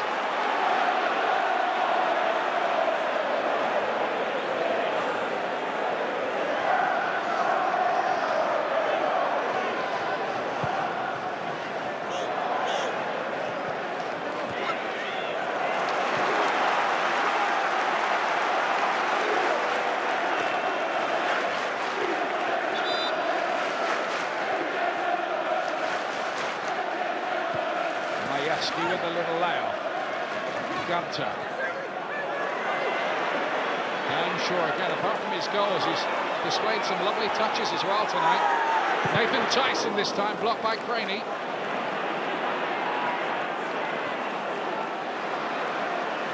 Well, great credit to Nottingham Forest for finding their way back into it. They'll be a relief man, the goalkeeper Lee Camp, as I say. Just as Alex Baptiste would have been relieved. Blackpool made the breakthrough and got the noses in front. Lee Camp will be relieved now. Strange, really. 2 players, him and Baptiste, who've had fine seasons, very fine seasons. Maybe it's just the nerves of an occasion like this. I don't know. You've played in them, Don. You might know better than me. I think I'm going to pay testament to both teams that neither of them have looked overly nervous. They've played the game, not the occasion.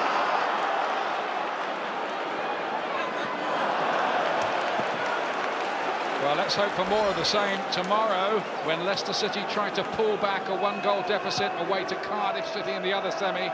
Sky Sports HD1 and Sky Sports 1 from 7:30. The final is on Saturday week, by the way, at Wembley. So plenty of time for whoever goes through to refresh the players and get them ready after the exertions of these semis. Craney. Good ball in, Vaughan lays it off, and Dobbie deflected and in, and Blackpool go ahead again in the tie. What an introduction! It was only his 3rd touch of the ball I made it. Dobbie, what a moment for Blackpool and for him. Well, is anything else tonight going to surprise us here? Unbelievable, isn't it? And again, the left back this time plays the ball in. It's a lovely awareness by Vaughan, isn't it? Comes off. Kelvin Wilson can do absolutely nothing about it, and Lee Camp can't do anything about that. The build-up play was brilliant. The end result a little bit fortunate, but they do not care. Only a few minutes after he came on as substitute, Stephen Dobbie, the player on loan from Swansea.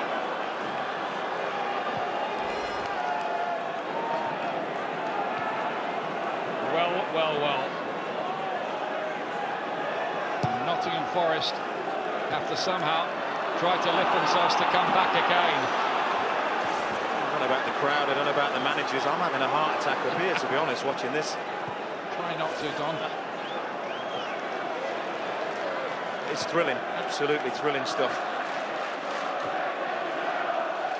There's a cruel deflection off Calvin Wilson, but that is Dobbie's goal. It was on target, his shot.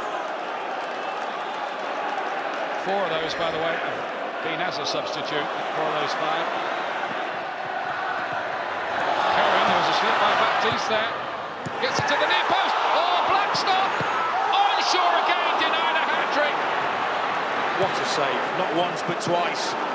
Matthew Gilks.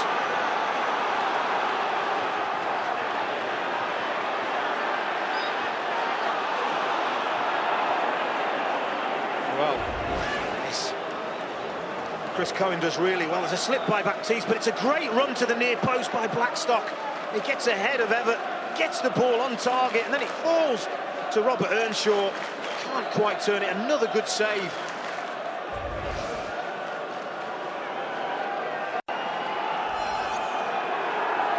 Some vital work by Matthew Gilks to preserve Blackpool's overall lead. 2-2 on the night, and 4-3 now to Blackpool on aggregate. You may well have expected to be called more into action tonight, might be Matthew Gilks. He's not had too many saves to make, certainly none of that quality. 2 fine saves. Just over a quarter of an hour left for Nottingham Forest to do something about this. McKenna just let him down for a moment. That's better. Now Perch.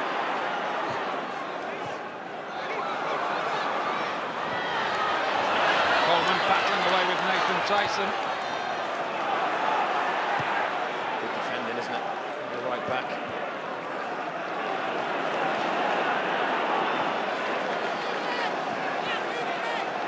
Rainey. Ben Burgess is going to come on soon for Blackpool, the big striker, to replace Gary Taylor-Fletcher, we think. But here's Dobbie again. DJ Campbell. Dobbie. DJ Campbell! That's another one! Blackpool surely on their way to Wembley now! Well, that is the goal of the night. Look at that. Defenders all over the place, on the floor. Definitely down now. Are they out, Nottingham Forest? That is absolutely brilliant from a Blackpool perspective. You have to say it epitomises the football that they've played all night. As they pick this ball up, it's Dobbie, neat and tidy, plays it out, and you think that DJ Campbell is stalled and he's lost the chance, but a lovely one too. But how about the finish? Under pressure, the finish is exquisite. He curls it out of the reach of Lee Camp and inside that far post. It's an absolutely brilliant goal. 2 goals in 3 minutes and 40 seconds by Blackpool. This is quite incredible. Nottingham Forest, who just were not conceding at all at home. They'd gone nearly 12 and a half hours without conceding one. They've let in 3 tonight. They've let in 3 to a team. Only Newcastle and West Bromwich Albion scored more goals than Blackpool, and you can see over these 2 games exactly why.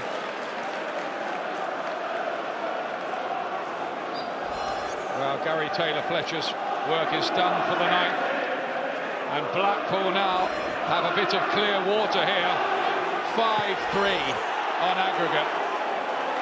Well, Forest will gamble. They'll take risks. The thing is, Blackpool are just the kind of team that have the potential to exploit those gaps that Forest are going to have to leave. Well, Dele Adebola is part of that gamble. A 34-year-old, much-travelled striker. Paul Anderson will come on as well.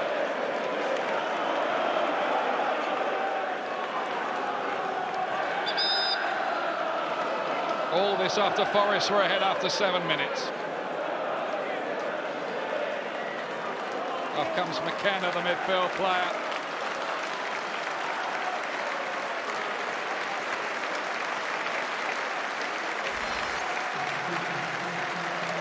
Anderson, the former Liverpool winger, who's usually in the starting lineup, he comes on too.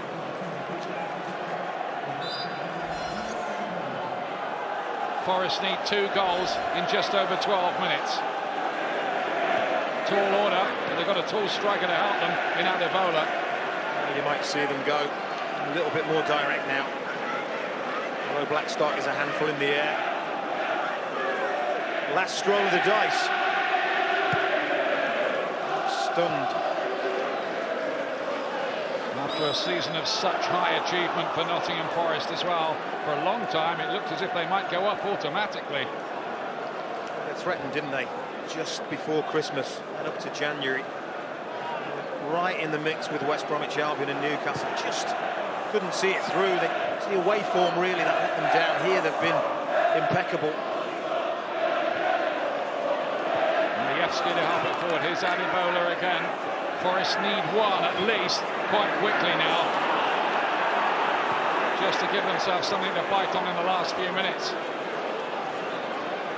It's been a superb performance this by Blackpool. Dobbie! There's going to be another one, is it here? Yes, it is! DJ Campbell has a hat-trick! Extraordinary stuff, and now there can be no doubt. We were waxing lyrical, weren't we, about Robert Earnshaw. Now we can wax lyrical about DJ Campbell, because he has just sent Blackpool to Wembley to a championship playoff final. Dobbie does brilliant again. He's had a real impact, and he keeps himself onside as the ball is struck. DJ Campbell has just timed his run to perfection. And how often do you see it? Goalkeeper parries shot, first to react, striker. And he certainly reacts. Must believe it now, surely. We are there. Well, an extraordinary goal-scoring burst, and the hero of the night, DJ Campbell's first ever hat-trick. What a time to score it. A playoff semi-final, and a player on loan as well. How his parent club, Leicester City, could do with 3 tomorrow at Cardiff. Well, some of the Forest fans have given up the ghost. This is like the nightmare revisited for them. 5-2 at home to Yeovil 3 years ago, when they looked to have the tie in their pocket in the semi-final, and now 4-2 down to Blackpool. An incredible evening, absolutely incredible. I've got all my little notes in front of me. I've written Blackpool, Nottingham Forest bogey team, question mark. Nottingham Forest playoff history, question mark. It's all coming back. Sadly for the fans of Nottingham Forest, that is. It does look now as though they will be playing in the Championship again next season and having to do it all over again. Terrible sinking feeling, but you have to pay huge credit to Blackpool. They're going to take some stopping, whoever is in the final with them. Well, if they can play like they've done on Saturday in the second half and here tonight, all night really. Cardiff, Leicester, beware. Beware.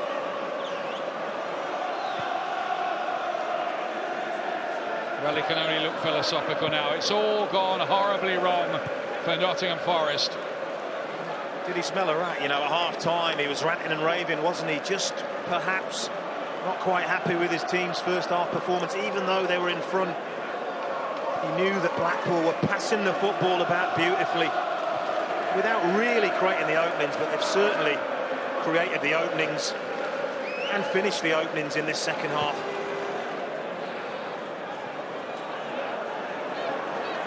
Here's the composed Charlie Adam. They've done this without their top scorer being on target. Campbell can do no wrong tonight.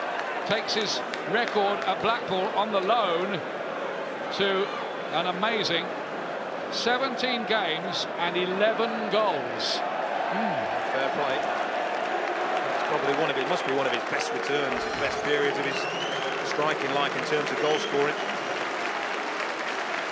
David McGoldrick is the final substitution for Nottingham Forest, who are out of this surely now. 3 goals adrift, 8 minutes left.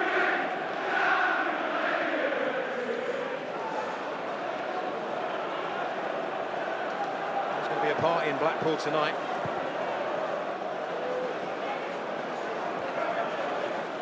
Well, teams in orange seem to have the balance of power, don't they, one way and another, just at the moment.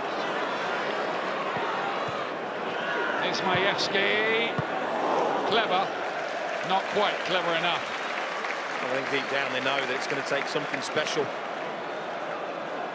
He's trying to produce that little midfielder. I don't have to tell you the words, do I? Well, a lot of the Forest fans I spoke to before the game saying, oh, we've had this great home run, it's got to end somewhere, thinking the worst. Well, I'm afraid their worst fears have been realised, but that really takes no account of exactly how well Blackpool have played. They have been quite terrific here. And here's Adam, still attacking. That's taken another deflection. It's a corner.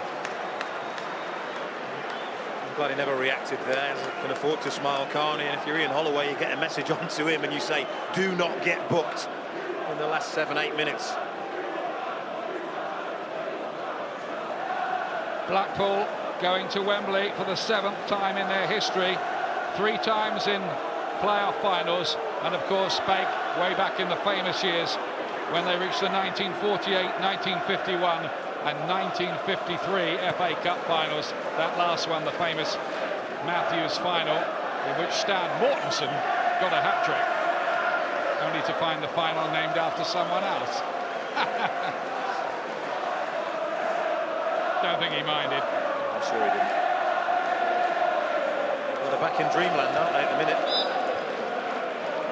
Now, the other thing here, of course, is Blackpool do not want Charlie Adam picking up a yellow card in the last 6 minutes, because he would miss the final if that happened.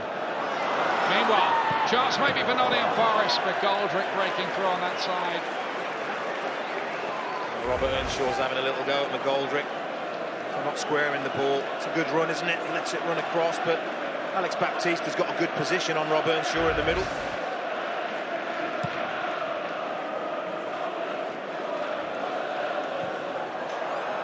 Been an extraordinary night here, but Blackpool are on their way to beating Nottingham Forest 4 times in one season.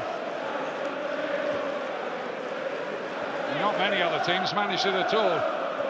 Like you said, the only team that actually did the double over them, so it may get worse here. Wide open, Campbell might get a 4th here. He's in on goal. This time a terrific challenge from Calvin Wilson. He's hurt himself in the process, hasn't he?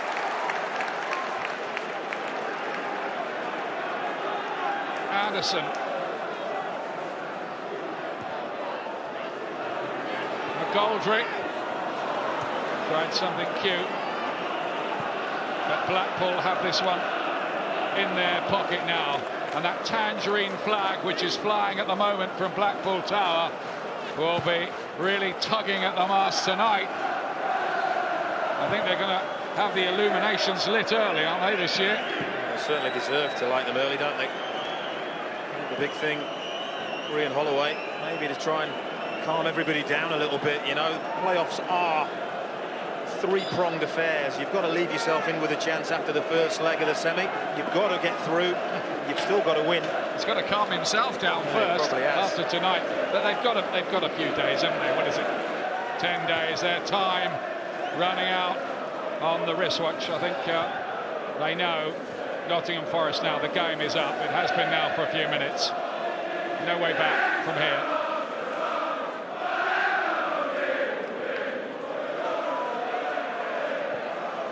Now, how Blackpool love the playoffs.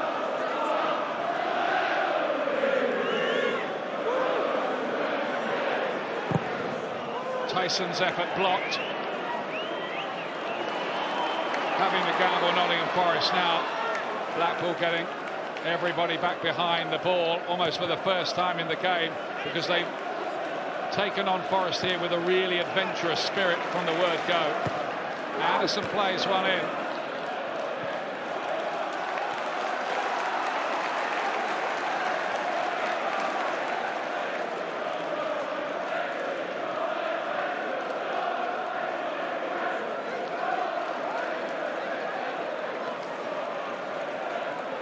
Can Forest grab any kind of consolation late on?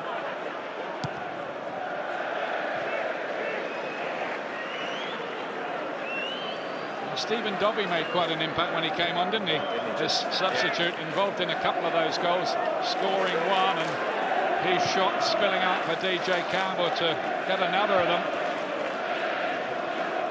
Here's Anderson. Good hit. Good effort.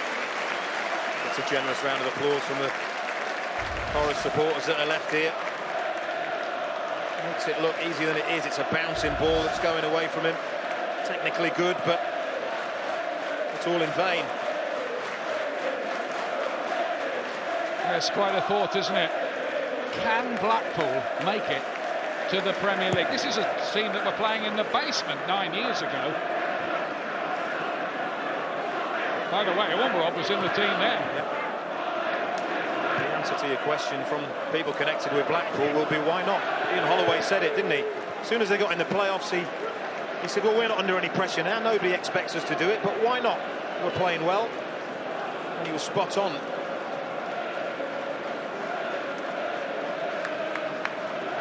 Well, they're really going to enjoy that trip back to Lancashire tonight, those supporters, and why not? Like a few sets of fans over the country, they've suffered a fair bit, but this club has given them some great days too, particularly in recent times. A Wembley win in the playoffs 3 years ago, and they're on their way back to try and do it again and move in to the Premier League. Club with average crowds of 8,500. Second lowest, isn't it? Second lowest in the Championship. Quite remarkable effort. It didn't really, in terms of how well they'd done, no matter what had happened tonight, they'd had an incredible journey, incredible season, incredible effort. Well, is Ollie going to be alongside Fergie at Old Trafford next season? Because he played in the Premier League, didn't he? First season for QPR. He did. For Jerry Francis's team, I think they finished 5th. I remember him on the right wing. 4 minutes of added time. It's almost prolonging the agony from a Nottingham Forest perspective, isn't it? You have to feel sorry for Nottingham Forest. We do. Having finished 3rd, they're going to go out to the side that finished 9 points below them here, but that's the playoffs for you. That's the way it works. Wilson misses out. Campbell's in again here, and he's hit the bar this time. It's the DJ Campbell show. Well, you look at the smile on his face, because really he knows it doesn't matter. He's got his hat-trick. He knows his team are going to Wembley. It's brilliant play. It's absolutely brilliant play. And I can't believe the contrast in his performance from first half and second half. He's seeing so much more of the ball, and that's a brilliant effort. Oh, that's a mistake by Baptiste. Adebola's in here, and he will get a goal. Adebola gets one for Nottingham Forest, but it's surely way too late. There's still 2 goals adrift. Well, he's made 2 mistakes in the entire match, hasn't he, Alex Baptiste? He's cost Blackpool 2 goals, and you know what? He's got to learn from that. He's got to learn from both mistakes. He's trying to play the ball back to his goalkeeper. Must think he's got himself out of jail with a great tackle, but it breaks kindly for Adebola. First time he scored in the playoffs since he got one for Birmingham against Watford in 1999. That for Dele Adebola.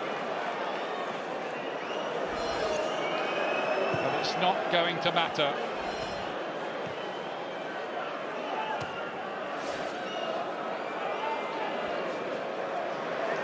He made that mistake. You know, he's trying to play the ball back to his goalkeeper when in this situation, I guess most centre-halves would have put their foot through the ball. Not Blackpool's way, is it? It's Anderson now for Nottingham Forest. Not going to get another one, are they? Adebola's in there again. Goal kick is the decision. He wants a corner. He's claiming a corner.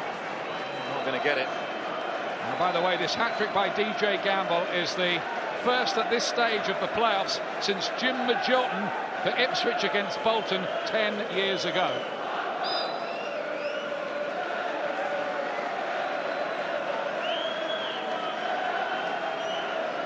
I hope the post-match was all about giving Blackpool enormous credit, because they've been brilliant. I can tell you, so many teams would have gone behind here to a very good Nottingham Forest side so early on, so many teams would have crumbled.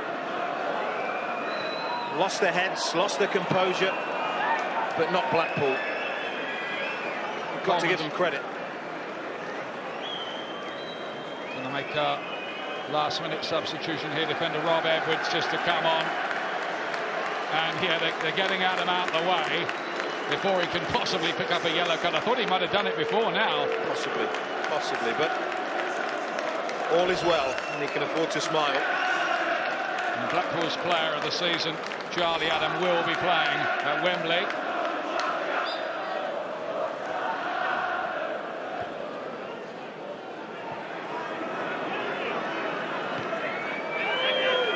Here's Anderson. Majewski. Twisting, turning, going down, wants a free kick. Mark Clattenburg, to be fair to him, was 2 yards away from that and said no. We're going to get the whistle any moment.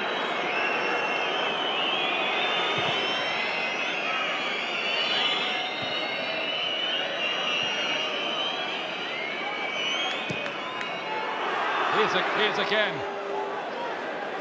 DJ Campbell. He's been playing all the records tonight, the DJ. A hat-trick to take Blackpool to Wembley. They played fabulously. Big celebrations, and how they deserve them. It was his night. A wonderful hat-trick for Campbell. Absolute heartbreak for Nottingham Forest. Your heart goes out to them. What a time for their home form to desert them, John. That's remarkable, isn't it? So many times over the last, since mid-September, they've played here at the City Ground and not been beaten.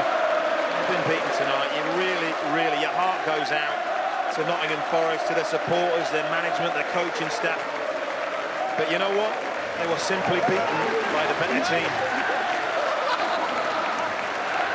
Well, he promised his side would come here and attack. That's exactly what they did, and planted 4 second-half goals in the opposition net.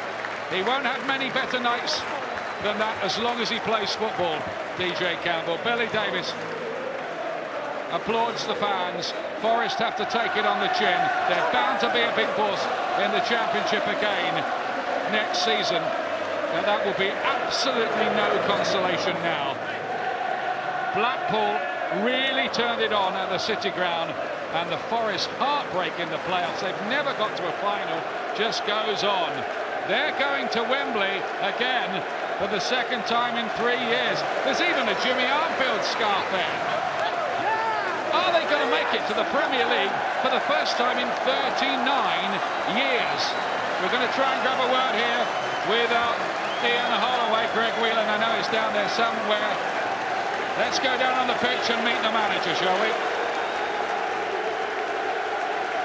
Many congratulations. A huge achievement. Can you sum up your emotions at this moment here? It just totally bursting with pride, I think. To come here and play like that, to go behind a wonderful team like this, a wonderful football club that we came to challenge, and I'm so proud of them. It's absolutely outstanding. You came into these playoffs as complete underdogs. What message do you feel this sends out? I think I've got some fantastic players. I've bought some, I've borrowed some, and they're just enjoying what they're doing, and it's just great to try and score goals, and they keep doing it. What can I say? Look at them fans over there. Don't disrespect us. We're a good team, and we care about our club. Do you feel at times, as a smaller club, you have been disrespected? Yeah, well, someone said you should walk a dog round the side of our ground the other day in the paper and keep calling me a joker. I'm a football manager, and I'm trying to concentrate on the football, and these lads, I tell you, I can't believe it. Absolutely outstanding. Everybody is going to have to take you very, very seriously now. I hope so. I hope so. Look over there at those celebrations. What does that mean to you, Ian, on a purely personal level? I was out of a job for a year. I sat there, and it's hard, and you've got to rebuild yourself. I don't understand. There's no other profession like this, where Billy Davis took Derby County up. He got 14 games. It's a disgrace. It is. He's a wonderful manager. They've got a wonderful team, and I want to get with mine, if you don't mind. Just one very, very final question. You said you were coming here to attack, but can you quite believe the performance you got out of your players? Yeah, because I know I work with them day in, day out, and I just knew that They knew we could score. And some of the football to get those goals. What can I say? Fantastic. I'll let you go. Many, many congratulations, Ian. Thanks very much. Ian Holloway knew they could score. I'm not sure even he thought they could have scored 4 here at the City Ground, where Forest hadn't conceded, remember, in their previous 8 games. Very emotional, but he owes it all to the players, he says. Chris Kamara has been watching on. How impressed have you been by that Blackpool performance What tonight, a wonderful second-half performance that was. Their system is absolutely outstanding. That 4-3-3 that they play is brilliant. Charlie Adams sits there, he pulls the strings, and up front, DJ Campbell. I mean, that is... The finishing is top draw. You know, that is absolute top-quality finishing. You know, if you see Lionel Messi do some of that finishing, you say, fantastic. You see DJ Campbell do it under pressure in such a massive game like it was today. That was special stuff. He's no joker, is he? No, not at all. He's a good footballer manager. You know, he does a few things that surprise a lot of people and make you laugh and giggle, but that's his character. At the end of the day, he knows his stuff, he knows what football's all about, and certainly he's inherited some fantastic players and he's brought in some wonderful players to get a wonderful blend. There are 2 sides, of course, to this story. The elation and the despair as well of the Nottingham Forest fans and squad, and of course Billy Davies. Hope to get some reaction for you when we return. Much more as well from Chris Kamara and what has been one of the nights in Blackpool's history. More next. Might have been unthinkable at the start of the season, but Blackpool have come to Forest, who finished 3rd. They've not just beaten them, scored 4 goals in the process, and DJ Campbell at the heart of everything good about them tonight. A hat-trick for him. And Blackpool hope to make a big splash now at Wembley. Let's get more reaction with DJ Campbell and Stephen Dobbie with Greg Whelan. Well, DJ, a remarkable season for Blackpool ends with you going to Wembley. Can you put your thoughts into words just at the moment? It's amazing, you know. Before I come, the lads have done, they done superb to get where they were, and I came along with Dobbs, and we just, helped them get to where they are now. There's a phenomenal bunch of lads. The gaffers, he's done a great job. The club deserves it. I'm honoured and humbled by the success this season. I'm sure Dobbs is too, and I'm just happy that I can help, and I'm just delighted for the fans and everyone involved with Blackpool. The way, as in the first leg, you came back from behind, what does it say about the character of this Blackpool side? Yes, as I said, it's tremendous. They've been doing it all season before me and Dobbs coming on. And as I said, we're just here to help. And as I said, you can't right now the way I'm feeling, and of probably Dobbs as well. You can't really put into words. But I'm just so pleased, and as I keep saying, humbled for what's the gaffer Ian Holloway and everyone involved achieved this season. Well, Stephen, your goal was hugely significant at the time. Have you hit many more important in your career? Yeah, maybe not. I've scored a few coming in from the left-hand side, and lucky it took a good deflection and went in the bottom corner. But as DJ said, it's all about the boys and the team, and we've managed to get where we are through hard work. Very quick one to you to finish. You're praying that Cardiff win tomorrow, then? Yeah, obviously I want to play in the final, and everyone knows I won't be able to play if Leicester get there. So, as I said, we'll see what happens. But I'm just happy at the moment that we're at the final. We're going to Wembley, and as I keep saying, the lads deserve it, and everyone involved deserves it. Congratulations on a hat-trick, a phenomenal performance. You're also the Powerade man of the match. Stephen, if you do the honours for us, please. Well done, mate. Cheers, Many congratulations, guys. Cheers. Thank you. 2 on loan strikers, Dobbie from Swansea and DJ Campbell from Leicester. The point being that if Leicester reach the playoff final, DJ Campbell will not be able to play for Blackpool. We'll see if Cardiff or Leicester get there tomorrow night. Chris Kamara has been watching on. What did you make of all that, Chris? Wonderful, absolutely wonderful. Blackpool were outstanding, you'd have to say. In that second half, the performance was everything you'd want from a manager.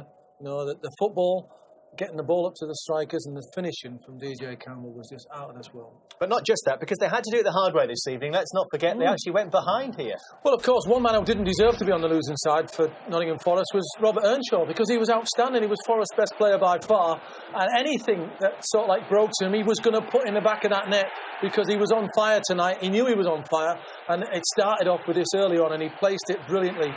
Just as it bounced up there, it just guided it into that far corner. We've heard talk of this being, what, a £90 million game now, the playoff final. We've seen some £90 million decisions from the officials tonight. Billy Davies will be disappointed with the first one, and this is his big grumble, you know, of the night. He's onside, Dexter Blackstock. The thing is, he's not allowed to go and finish it. He's not allowed to go and finish it, so Billy doesn't know whether that's going to be a goal or not. So you still don't know whether he put it in the back of the net. You know, so this one in the second half. Well, that's a fantastic decision by the assistant. I have to say, Clattenburg and his two assistants tonight were outstanding. You know, apart from that one decision for Billy in that first half, that's their only mistake of the night, where they can look back upon themselves and think, right, well, we may have cost Nottingham Forest dearly. Different game, though, if either of those were given and it went to 2-0. Oh, absolutely, yeah. You know, it would have been a dig deep situation, but on the evidence of what we saw late on, they can dig deep, Blackpool, that's for certain. DJ Campbell, if Robert Earnshaw was at the heart of everything for Forest, what about Campbell? Well, like I said, the finishing is something special. It really is. I mean, this is a natural finisher. You know, you put a lot of players in these situations and they can't finish them all. Natural goal scorers make them look simple. They make him look easy because he's confident in his own ability. He doesn't need to look at the goalkeeper. He's seen him out the corner of his eye already coming and he guides it past him. But this is the best goal. This is his best goal. This is top draw. This is quality. The ball's behind him initially and then he comes alive because Dobbie makes that run forward and then it's brilliant. It's just back to my feet and then just look at this now. This is confidence. This is superb. This is natural. This is his left foot this time. And look at that. Away it goes. Absolutely top draw. Just to cap his night, he gets a hat-trick on the ball as well. And this is a striker's goal because you've got to be in the right position at the right time, and they take themselves into these positions. You know, the ball just ends up playing at their feet, and he looks across the line just to make sure he's offside. He's not offside, no way. That ball's coming back to him from the goalkeeper, and he tucks it away beautifully. Everything seemed to go Ian Holloway's way, didn't it, tonight? Even the change that he made, bringing on Stephen Dobbie, how much impetus did that give them? Well, massive, really. I mean, that's the turning point in the game because there was a slight deflection on the goal, and then the heads went down. The heads went down from Nottingham Forest from that time onwards. Forest fans departed early, didn't they? Billy Davies will be just feeling so distraught downstairs, having gone so close this season, been up amongst it. Hopefully, we'll get a word with him when we come back. Blackpool led 2-1 from the first leg. That lead didn't last too long. Earnshaw levelled things up on the night. Thought he'd put them in front, only to be denied by the officials. And the goal that gave Blackpool the belief just after half-time. Earnshaw, though, with 2-1 on the night at 3-3 on aggregate. And then the intervention of Stephen Dobbie from the bench. Blackpool in front again. And then it was all about DJ Campbell. Adebola's late goal was only a consolation. 4-3 on the night to Blackpool. And it is they that head to Wembley. You can't argue with the head-to-head this season. 4 times they've met Forest. 4 times they've beaten them, Chris. Yeah, absolutely. But you got to look upon tonight, and Billy Davies will look at it and he'll go through his players individually and he'll think they've let me down because they didn't perform to their ability. You know, they didn't. There was no stars out there apart from Earnshaw. You know, the goalkeeper even, you know, tonight wasn't one of his best performances, you'd have to say. So, disappointment, you know, on the big night, on the big occasion, 28,000 fans there.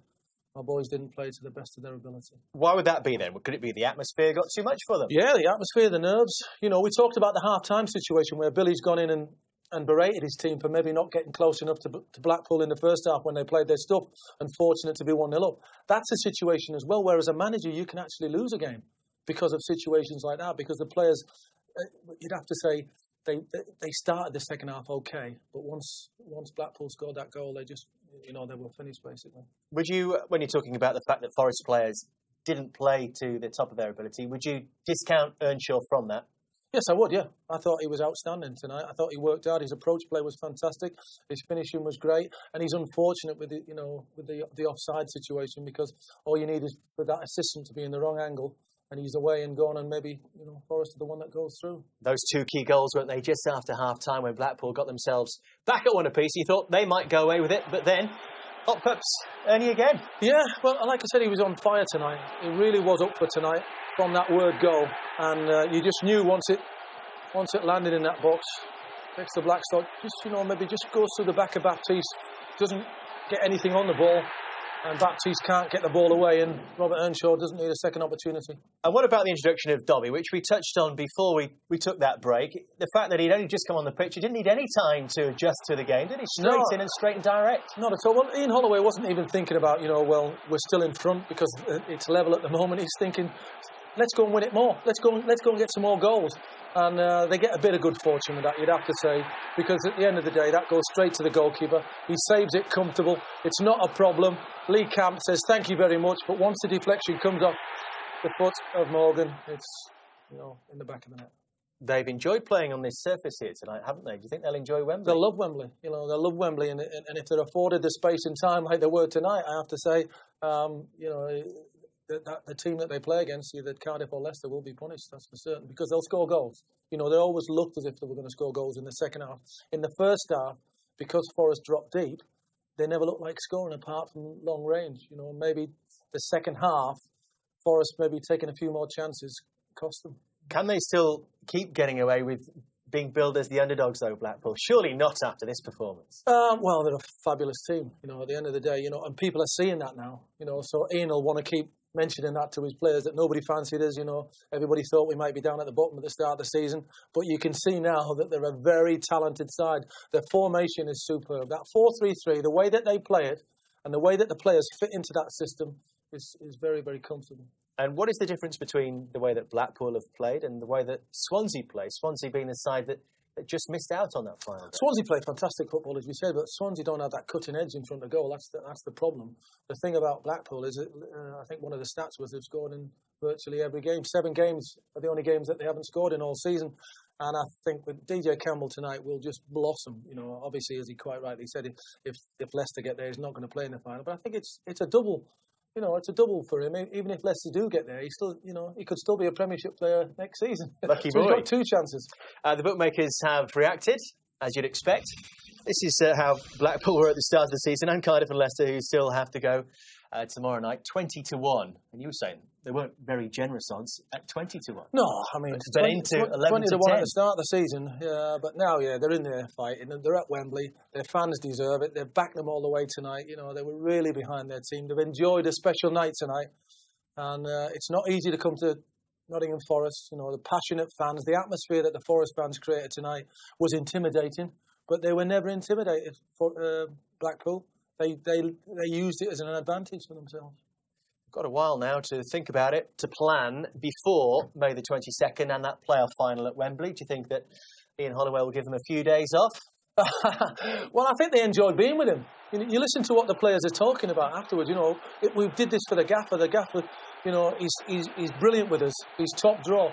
And he's a bit angry, Ian Holloway. And I could understand what he was saying, is that people don't treat him with the respect he deserves. Whether he's got a few idiosyncrasies or whatever, he's still a very good football manager. He's brought some fantastic teams. He did a great job at Bristol Rovers. He did a wonderful job at Plymouth. He's probably his only blip is Leicester City, where he had a sticky time there. But that happens in football. It's not going to work everywhere. But what he does, he takes over teams that everybody thinks, they're not the best team in the world. And he builds confidence in those players. He gets belief into those players. He gets performances out of those players. And tonight, they were never ever going to shirk passing that ball around tonight. They never ever thought for 1 minute, we're under pressure, so we're going to have to launch the ball and try and get a few scraps. Play all the way, and that's what saw them through. It's probably our fault a little bit that Ian Holloway is characterised as he is, because when he hasn't been working, we have worked with him, and we enjoy that side of him. We encourage that side. He's a character. He's one of the game's characters. He makes you laugh. Some of the things that he says and some of the things that he comes out with, they make you laugh. And he's somebody that you always want to see involved in the game, because they are characters. We don't see these monotone managers all the time. We want to see people with a little bit of oomph, and he's certainly got that. We like characters, which is why you're here. Billy Davies is another one. What's he going to be thinking about the season as a whole, Chris, do you think? Well, at this moment in time, the only thing he'll be thinking about is the game tonight. He won't have anything else in his mind, and this game will last with him for quite a while now. Like I said, he'll be in there now, he'll be talking to the players, and he'll be saying why. What happened? What went wrong tonight? Why weren't you up for it? The crowd were up for it. In the first half, you dropped a little deep. And I think, like I said, sometimes if you're a bit too harsh on the players at half-time, instead of taking the positives, maybe if he was berating the players at half time, taking the negatives can sometimes have an adverse effect. And it, I'm not saying that's the cause in the second half, but it could have been, But we can go way back to when Forest first pushed themselves onto the promotion scene, and Billy was saying, week after week, we're not ready. Has he been proved right? Well, as a manager, you always say that. He would love to be coming out now and saying we're on our way to Wembley. We've had a great performance tonight. This is exactly what we deserve. But they got carried away a little bit. That's the situation. When you take over West Brom and you get in that second spot, everybody thinks, right, that is it. We're up for it now, And there was slight disappointment going into the playoffs. There was disappointment as well in January, Chris, when West Brom and Newcastle strengthened and Forest didn't. Yeah, no, that's disappointing for Billy as well, because, you've got to have a go. You've got to go for it. He's a manager who would have been able to pick 2 or 3 or 4 players to give them a push on. So if there are things that maybe the club didn't help him with, that could be one. Thoughts on tomorrow night, Chris? We've seen Blackpool at Wembley. Cardiff or Leicester for you? Well, it's never over till it's over, as you've seen tonight. Blackpool came here tonight, had a game plan, stuck to it. Even though they weren't creating chances in that first 45 minutes, they stuck to their game plan, and the chances came in the second half. Leicester City have gone away to lots and lots of places this season and won. So they'll be thinking it's not over. Dave Jones, for 1 minute, because they're in front, won't be thinking that the game's over. So it's going to be another cracking game. And can Leicester be inspired by what they've seen here as well? Very much so, yeah. Because Ian Holloway said, we're not coming here to defend tonight. We're going to take the game to them, no matter what. Even if the scoreline is level or we're behind, we are going to go for it tonight, and that proved to be effective. Chris, thanks very much for your time. We'll hear more from Billy Davies over on Sky Sports News when he does finally emerge from the dressing room tonight. There's Live World 2020 cricket for you right now. West Indies, Australia on Sky Sports 1. And you will see England against the Group F runners-up, West Indies or Sri Lanka, we think. 4 o'clock on Sky Sports 1. That's on Thursday afternoon. The Tangerine dream is still alive and kicking. They have felled the Forest tonight in dramatic fashion.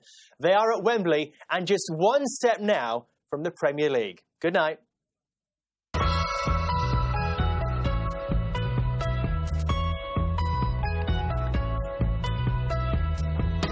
I ran towards the sound of falling trees crashing to the ground,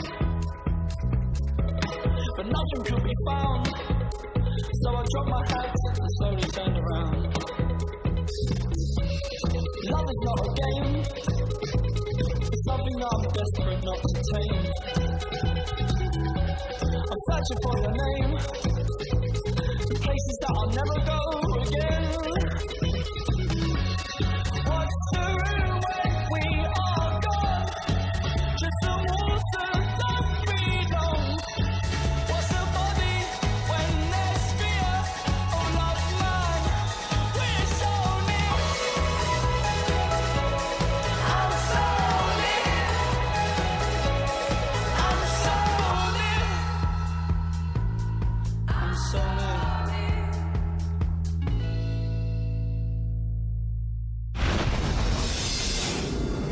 More sport, news, views and video highlights at skysports.com.